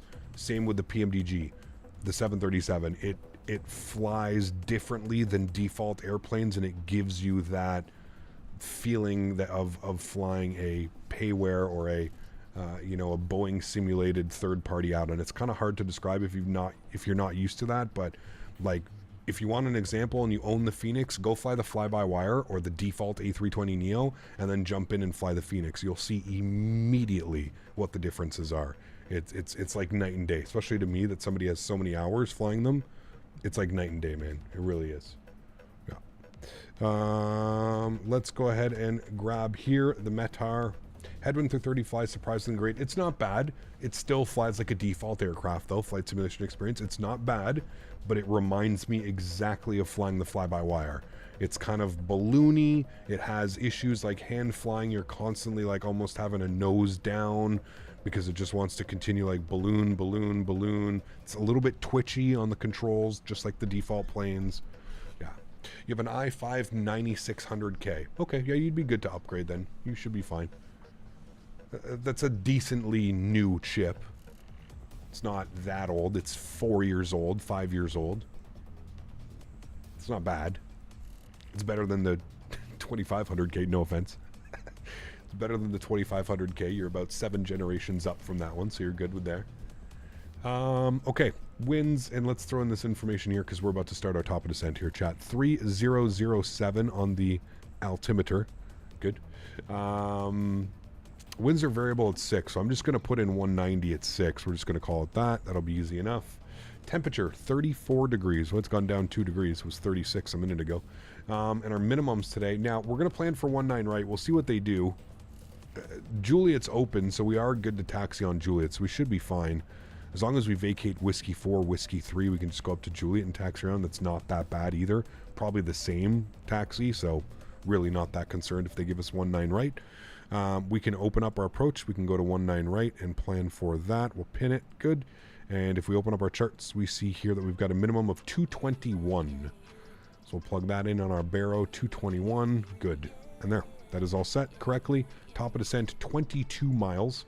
Our first restriction, or the restriction really, the only restriction that we had was at 6,000 for JK ball. So we're going to plan for 6,000 feet. I guess that'll be our descent. So we'll go 6,000. And when we're about 10 miles out, I'll go back into manage speed mode. I'm actually going to set this right now. I'm going to put my cost index back to like 25.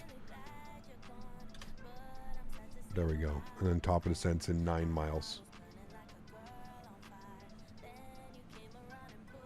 I've heard that the new senior in Microsoft is going to be a lot better for performance. Hopefully. Yeah. Do you know how much FPS I will get? I have no clue, man. I really don't know, dude. I'm sorry. I really don't know. And it really depends on like the scenery, depends on, there's so many things that it depends on, right? It's not just specs like when you're doing that stuff. All right, we'll go back to manage speed mode. And we've got 6,000 plugged in. We're 5 miles from top of descent. I'm just going to let the speed bleed back to its managed speed. Should be Mach 7.8. And there we go. And now we'll start our descent down into Tampa Bay. There's descent mode. You should see descent go in a white box. Lets you know that you are in managed mode, and then you should get your vertical profile, which is this little green ball. To be on profile, basically that ball would be right in the center here of your altitude. You can see that we're getting slightly below profile, so that's perfectly fine on the initial descent. Don't want to make it too crazy on the passengers, and then there you go. You can see that we catch up to the descent, and there goes the descent. And now we're back onto a profile descent. And there you go. There she goes. So the reason why I like to descend about 5 miles before the actual descent rate is because, again, you kind of, right, imagine if we had just started our descent and the airplane wants to descend 4,000 feet per minute instantly, right? So if you start your descent about 5 miles before your actual top of descent, it usually leads to a little bit better of a gradual descent path, which is exactly what we're doing now. You'll see it catches back up to the profile nicely. Should be descending 3,000 feet per minute around there. So 4K is very, no man, there's nothing wrong with that. It's like I said, and it's almost, it just does it like initially. That's why I like to start it from about 5 miles out, because you can see it's starting to now balance itself back out around 3,000 feet, 3,200 feet per minute, something like that. Pretty common. Not too crazy, man. 4,000 is, I don't think there's anything wrong with 4,000 feet per minute. Now, initially, you would probably feel that, but I don't think like over gradually, I don't think you would notice. All right, cool. FS Labs is working on a 350. I didn't hear about that. I don't know if FS Labs has really said anything about what their plans are. All they've really said is that they plan to start the development process for Microsoft. So they're not developing for P3D V6. They're going the other way, so.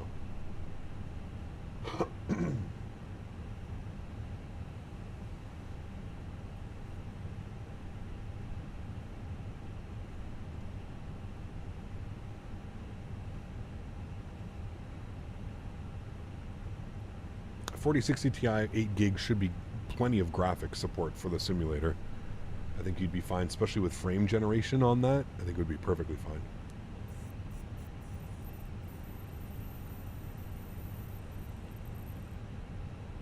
I've noticed in the last couple updates, Tyler, and I don't know if this is an actual thing, but I've noticed that the spool up seems a little bit quick for the Pmdg.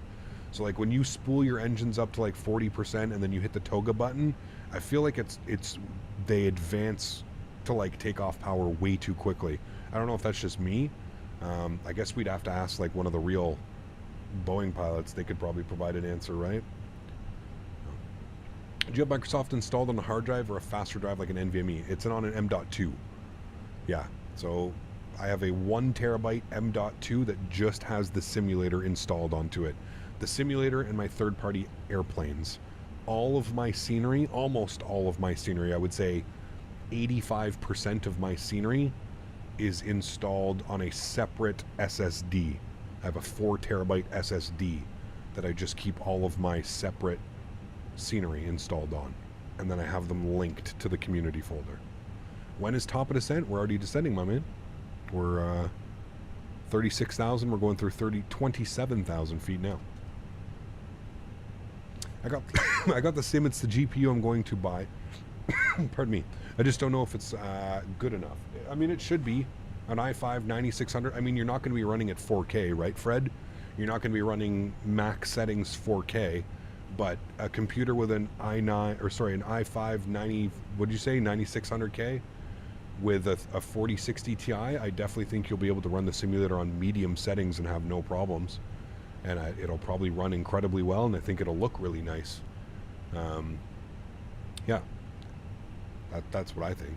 I can't give you like specs. I can't say how many frames you'll get, and I just don't know. But I would think that would be a decent enough computer. I persuaded the missus for a PC, just got to wait for overtime at work now. I'll be up in the air with the PC guys soon enough, hopefully. Awesome, man. Congratulations. You let us know when you get that done, and wish you all the best with it, man. You can install on separate hard drives, then link to the community folder. I've got to figure out how to do that. Yeah, absolutely, Rydog. 100%, dude. Yeah, so like my Orbex, my Sim Market, my Ini builds, all of those like applications that I use to install and update sceneries, those are all installed on my SSD. So when I update a scenery, I just unlink it, I update it, and then I relink it back to the community folder. Same thing, like when I, you know, like I have, man, it's so like this is my actual community folder, right?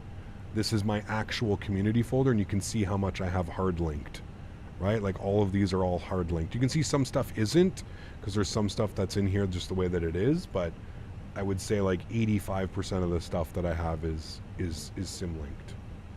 Yeah. A lot of the stuff that isn't sim linked would be the aircraft liveries. That stuff is installed on the M.2 because that's where the simulator is installed.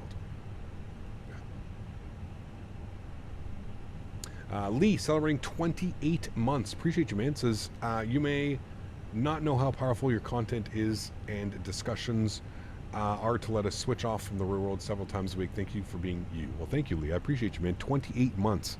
That is incredible, dude. Huge enough floaties. Thank you, thank you, thank you. I really do appreciate it, man. Thanks so much.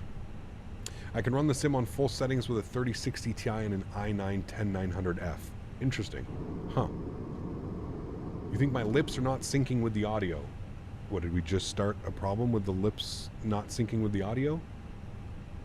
Les, Dan, what do you guys think? Are my lips syncing to the audio? Hello, hello. We need to throw out a little bit of ground spoiler. Nobody said anything, Aviator, so it might just be your computer. I don't know. I thought we fixed it yesterday where there was a slight delay, but we added a little bit. But thanks so much, man. Appreciate you, dude. It looks fine? Okay. Ended up with a 6-knot tailwind for 19 left. Okay. Cool. You're good here? All right. Audio lips sync look good to me. Okay, cool. Thank you much. I'm on a 1060 6 gig and I get 5 FPS at the Fenix at Toronto. Oy, oy, oy. Zaid, on the Fenix app, how are you running the Fenix app? Do you have... go put your rendering displays on GPU. Make sure your rendering displays are on GPU. It's an odd day of the week. Is it out of sync? Who can say for sure? Dead. Do a clap in front of the microphone. Action. The Pmdg engine spool is in testing with Pmdg at the moment. It's something they know about. Okay, cool. Because I was going to say, I just noticed like in the last 2 updates, I think. The last 2 Pmdg updates, it seems to like have just sped up out of nowhere. So, yeah. Yeah, change the screens to performance mode, Zaid, and change them to your GPU. That should help for sure. Do you think the specs for PC will be the same for 2024? Can't see how this gets much better. Optimization-wise, I think they should be fine. Goose, yeah. I think they should be, or Goss, sorry. They should be good. Yeah. Consists around 45 frames, ultra high-end, very finely tuned with a 2080 Super and a Ryzen 9 on the same era. I forget the exact model. There you go. Awesome. We have to keep it vertical on camera, so put your hands there quick. Just defeat the purpose. Wait. What? You have to keep it vertical to the camera. Put your hands apart quick. Kind of defeats the purpose if you keep them together. Wait, I have to go like this. I think that's good. I think that's what you want. Dan, any experience with Corsair pre-builds? Oh, Dan's working with that. I don't think you can... I mean, pre-builds are like one of those things... It's fine? Okay. The way that prices are nowadays, man, I mean, shit, it may even be more cost-friendly to go with a pre-built just because they're ordering all those parts on volume, right? Chat, this does not look nice, by the way, in case you were wondering. This looks like we're definitely flying into some pineapple. We're going to get pineapple today, chat? Pretty sure we are. Ding the cabin. Seat them for arrival. Contacting approach. He hasn't told me to contact him yet. I guess I could. Is he still online? Tampa approach, yes. 11815. 11815. I will contact him now. He hasn't told me to contact him. Usually I wait for that, but I'll contact him.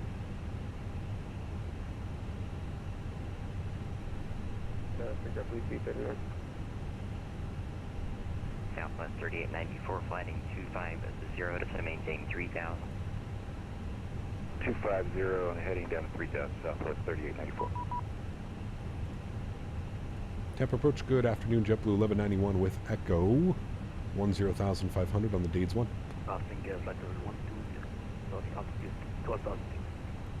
Alright, I had 2 JetBlues on that one. This one is for JetBlue 1191.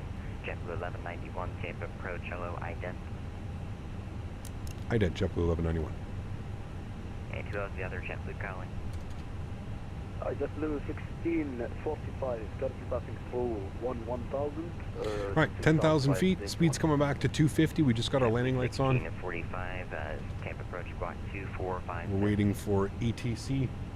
Got now 2456 and we'll pass an ident for you for JetBlue 1645. JetBlue 1191, radar contact 3 miles north of Dades at 9,800. Descend by the Dades 1 arrival. Expect the ILS 19 left approach. We'll descend via the Dades 1. We'll expect the ILS 19 left approach. JetBlue 1191. All right, so here we go. Chat. Look at that. He gave us 19 left. Remember, chat was yelling at me to change this? JetBlue 19 left. 1645, radar contact about 8 Insert. miles north of Dades, 10,500. Descend Good. by the Dades 1 arrival. Expect the ILS Now we're 19 looking left good. approach, altimeter 3006. And we'll just confirm all those numbers down there. We'll direct to Dades. 1645. Good. Cool. A little bit rainy out there right now. Firm, descend by the Dades 1 arrival. Expect the ILS 19 left approach. Tampa altimeter Tower is going to be 3006. on 11905. Then by the Dades 1 arrival, we're expecting the ILS 19 left and down 3,000 with. It's rare. It's good that we get 19 left, though. Pineapple. He's giving you guys 19 left. The other one, 19. There you go. 13 uniform, leave Myers space to the east. Cap, how do you install the sound pack in the Kiro? Read the instructions, OG. Best that I can tell you right now, man. Kind of busy right now. Going, making sure we're going to make it down for this approach. Just read the instructions, man. Everything's in there for the instructions. All right, ground spoilers are armed. Auto brake is set. Landing lights are on. Cabin, we'll ding them one last time. They've been advised. Cool. It says to paste in the community, but yeah, so if you, do you have the sound pack downloaded? So if you have the sound pack downloaded, OG, open up the sound pack and there's a readme. Just read the readme. It explains exactly what to do. Let's see here, about 8 miles northeast of the Tampa Airport, 9,000. All right, so we said to descend on the Dades, which again puts us at JK ball for 6,230 knots. So I'm going to bug that up right now. We're going to go 230. Turn 30 degrees right, descend to maintain 5,000. There's our speed. Beautiful. Good. Clear the discontinuity.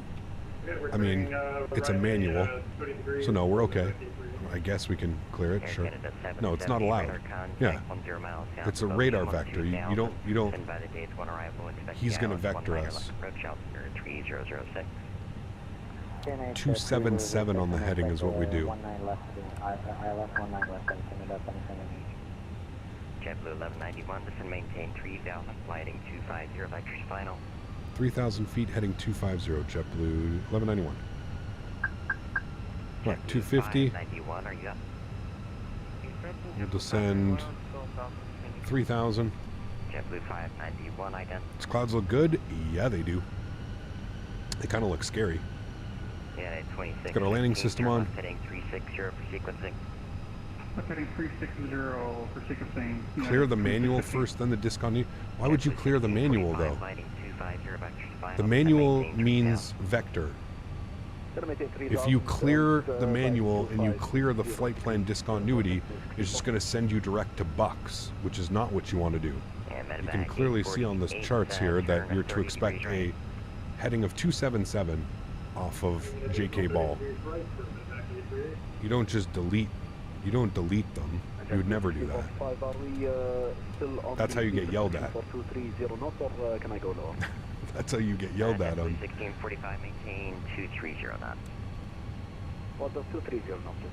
I have somebody right here as well. I'm not sure what they're doing.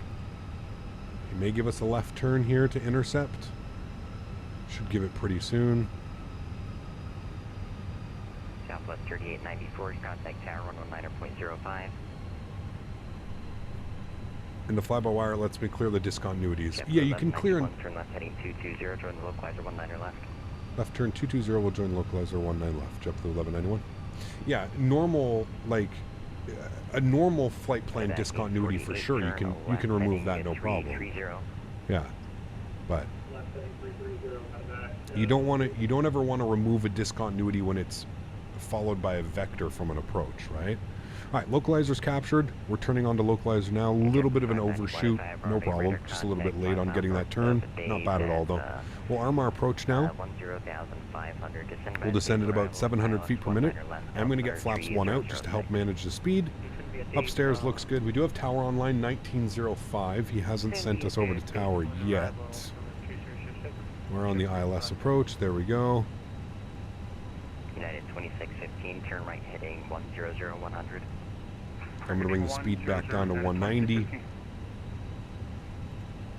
Medevac 848, turn left heading... And we'll descend 500 feet per minute till intercept. Intercept should happen any second. And Medevac 848, did I Especially within a cloud, that's how you run into mountains. Yeah. Would not be a good experience. Roger. JetBlue 1191, 3 miles from Bucks, clear the, or correction, 1 mile from Bucks, clear the ILS 19 left approach. Cleared ILS 19 left approach, JetBlue 1191, thanks. JetBlue 1645. Alright, we're about to intercept glide slope, arm U, speed down to 180. Here comes glide slope. Glide slope's captured. Beautiful. 11 miles out. Looking good. JetBlue 1191, contact tower 119.05. 119.05, JetBlue 1191. Thanks for ATC. Thanks for flying. Cool. Over to tower for us. Tampa Tower, good afternoon. JetBlue 1191, ILS 19 left. JetBlue 191, Tampa Tower, good afternoon. Runway 19 left. You're clear to land, the wind 350 6. 19 left, cleared to land. JetBlue 1191. Can you show your graphic settings? Captain Nolan, just exclamation point, motion blur is on. I just have that on, but exclamation point MSFS in chat. I'll bring that up, man. Gear down. Speed to 170. Cleared to land so we can get all the lights on. Good. Come down here. Make sure that our approach phase is activated, which it is. V approach showing 139 knots. Good. Let's go flaps 2. 2000. Thank you. Get fully configured. Go ahead and start our replay. Southwest 3894, welcome to Tampa, contact ground, Good. 0.7, have a good afternoon. Replay's on. Alrighty, ground 0.7, Southwest. And we have ground online today, 121.7, so we'll plug that in as well. Let's go flaps 3.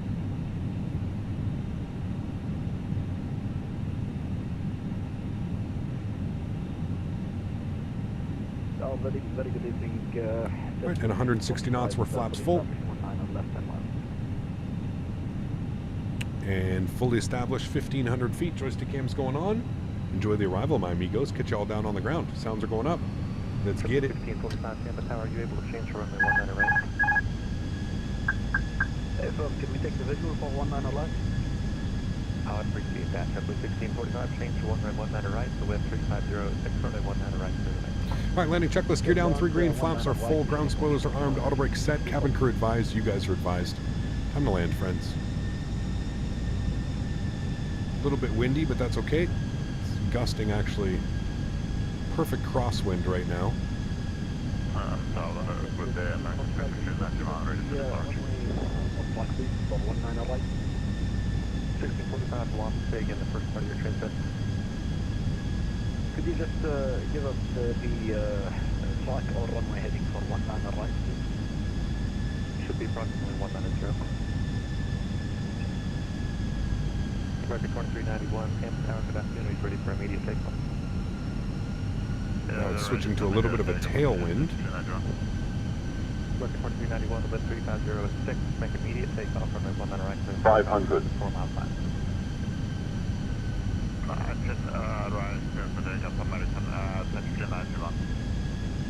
400. 8 knot tailwind right now, so be careful of that float. 300.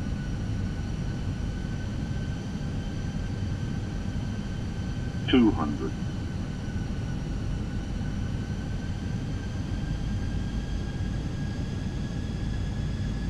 100. 50. 40. 30. 20. Retard. 5. Reversers, nose down gently.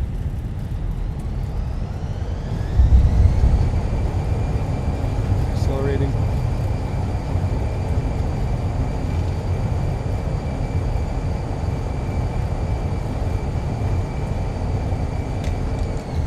Knots, manual braking.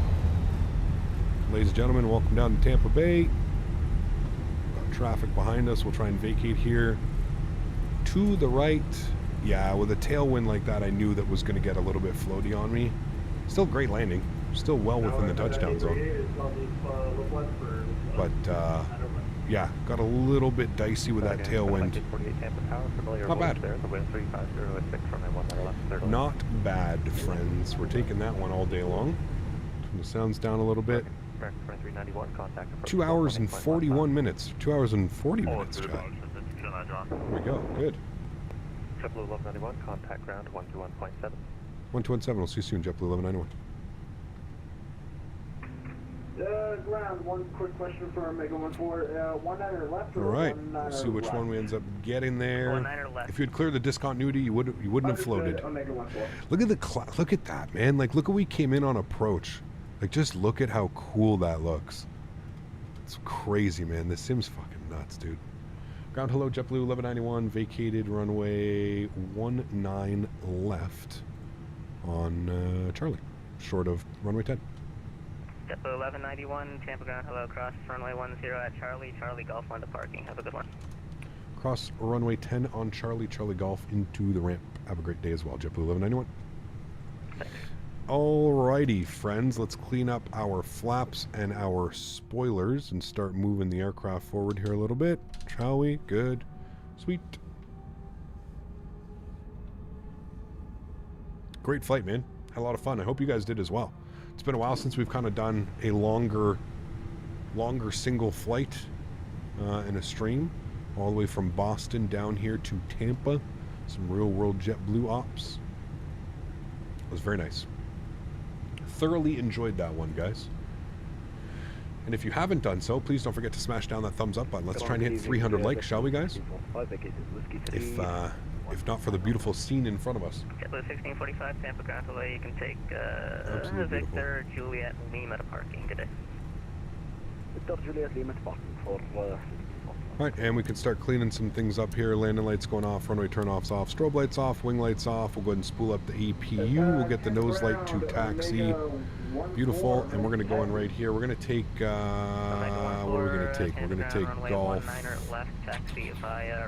Sorry, what is this? It's Airside Alpha. We'll take number 8. Is 8 available? I don't know if 8's available. We'll see. Romeo 2, Sierra GSX, across runway 28. Airside A. It's only giving me show all positions. Thank you. Let's go to, what did I say? Let's see if we can take 7. 7 available, I think. I think 7 was available.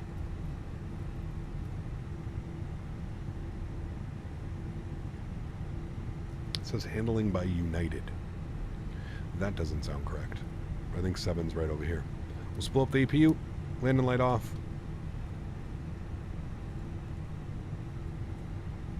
Do London to Sydney. No, thank you. No, thank you. What do we get on that landing, chat? What was that? A 98 with a 9.8 G, 0.98 G. Perfect. Good. Nice landing. Happy with that one.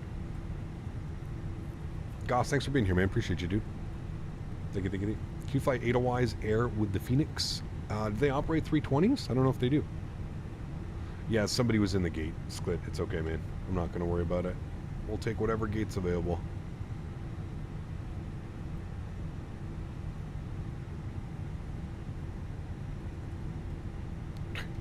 Love how people just... love how, like, everybody just doesn't care. They go park at whatever terminal they want. Delta's supposed to be on the complete other side of the... Delta's supposed to be on the complete other side of the airport.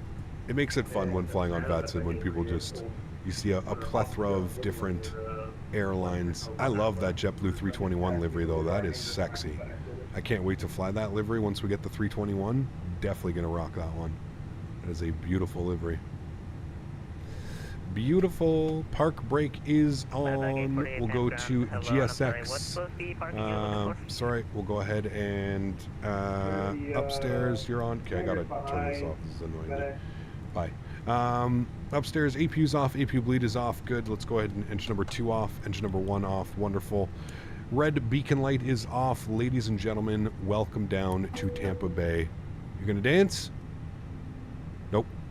He says no dance. Let's operate jet bridge. Beautiful. Great day of flying, my amigos. Thanks everybody for joining me today as well. I really hope you guys did enjoy that one. Look at that. Our JetBlue at the gate. Oof. Look at that scene right there, chat. Let me get this nice and close like this. Oh, baby. That was beautiful, my amigos. I thoroughly enjoyed myself. I hope you guys did as well, man. That was really, really, really fun. We got to set up... Hey, what is this? Shenanigans. Oh, GSX. You do not deserve it, GSX. I probably need to update the GSX script for it. We'll just restart the Kutal script. We don't care. That's fine. Let's come down here. Let's go ahead and get it in a panel state. Hit jump. We'll get it to the ready state. We'll activate it. Good. I'm going to put flaps all the way full. I'm going to go to the ground services. I'm just going to make sure that none of the doors are opened, and we'll remove the externals and all that fun stuff. Good. We'll go ahead and get the landing lights on. Great. We'll go have a look-see at this landing here. Beautiful. Good. Wonderful. Nice. All right, cool. How are the flaps? Flaps are all the way full. Coming all the way full. There we go. Flaps are full. Let's watch the replay together, shall we, friends? Replay, hit the... Oh, stop. Okay, I was about to say, oh boy, don't... It deleted on me, but it didn't. It didn't, chat. We're good. All right, we can hit the play button. We'll bring this forward. We don't need to watch it from there. We can watch it from... Yeah, right about here should be good. Cool. Go ahead and give us some wing views of us coming in here to Tampa Bay. Passengers getting put to test with that one. Jump! I was going to say, what happens to the... What happens to the elderly lady that cannot jump, or the elderly man that cannot jump any longer? How do we get him out of the airplane? That won't work very well. Well, everybody, thank you very much for being here today. I really do appreciate it. I hope you guys did enjoy this one as much as I did. It was really fun to do a full flight Boston to Tampa. Some pretty cool weather here coming into Tampa Bay as well. Loved coming through those clouds on approach down, and everybody did a pretty damn good job as well. Great ATC in Boston, great ATC here coming in to Tampa as well, with Tampa approach tower and ground online.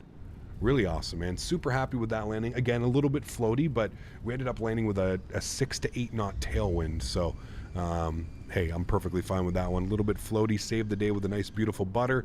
That's what we like. Well, everyone, that wraps it up for me today. Tomorrow, you know the plan. We're going to be back in Microsoft Flight Simulator. We're going to be in the Fenix A320 once again to finish the week, my week of streaming. We're going to be doing Tampa to Miami, Miami to Orlando. So some really fun, like 45-minute hops tomorrow. Taxiing around taxiing around Miami can be fun. So it'll be awesome. Yeah. How do you set up the ATC to chat proximity? That's VATSIM Lego. Exclamation point VATSIM. It's not really a proximity chat or something like that. It's VATSIM. You're speaking with actual controllers and stuff like that. So cool. That's it for me today, friends. Thank you all for coming to hang out with me. I hope everybody had a great weekend. Hope everybody enjoyed the flights this weekend. We had some really cool ones yesterday as well. We ended up having a go round. If you haven't seen that, go watch that video. That was really, really fun. Yesterday was a really cool to see just the weather and crazy stuff going on. So again, appreciate everybody being here. To all the mods, donators, and sponsors, thank you for everything that you do for the channel. Without you guys here, it ain't possible, man. So thank you all very, very much for support. I really, really, really do appreciate it. To everybody else that cannot donate using a monetary value but still comes to hang out stream after stream, I want to thank you guys just as much. Thank you everybody for being here, being part of this wonderful community with me. I I'm truly blown away all the time by the amount of generosity and how awesome you guys are. So thank you all very much. Appreciate y'all. Guys, have a great rest of your weekend. Enjoy your Sunday evenings. I'll see you tomorrow. American Airlines ops. Again, Tampa, Miami, Orlando. Should be a great day of flying tomorrow as well. Hopefully we get some crazy weather like we did today. Some gusty winds. Have a great evening, guys. Catch y'all tomorrow. Happy landings. See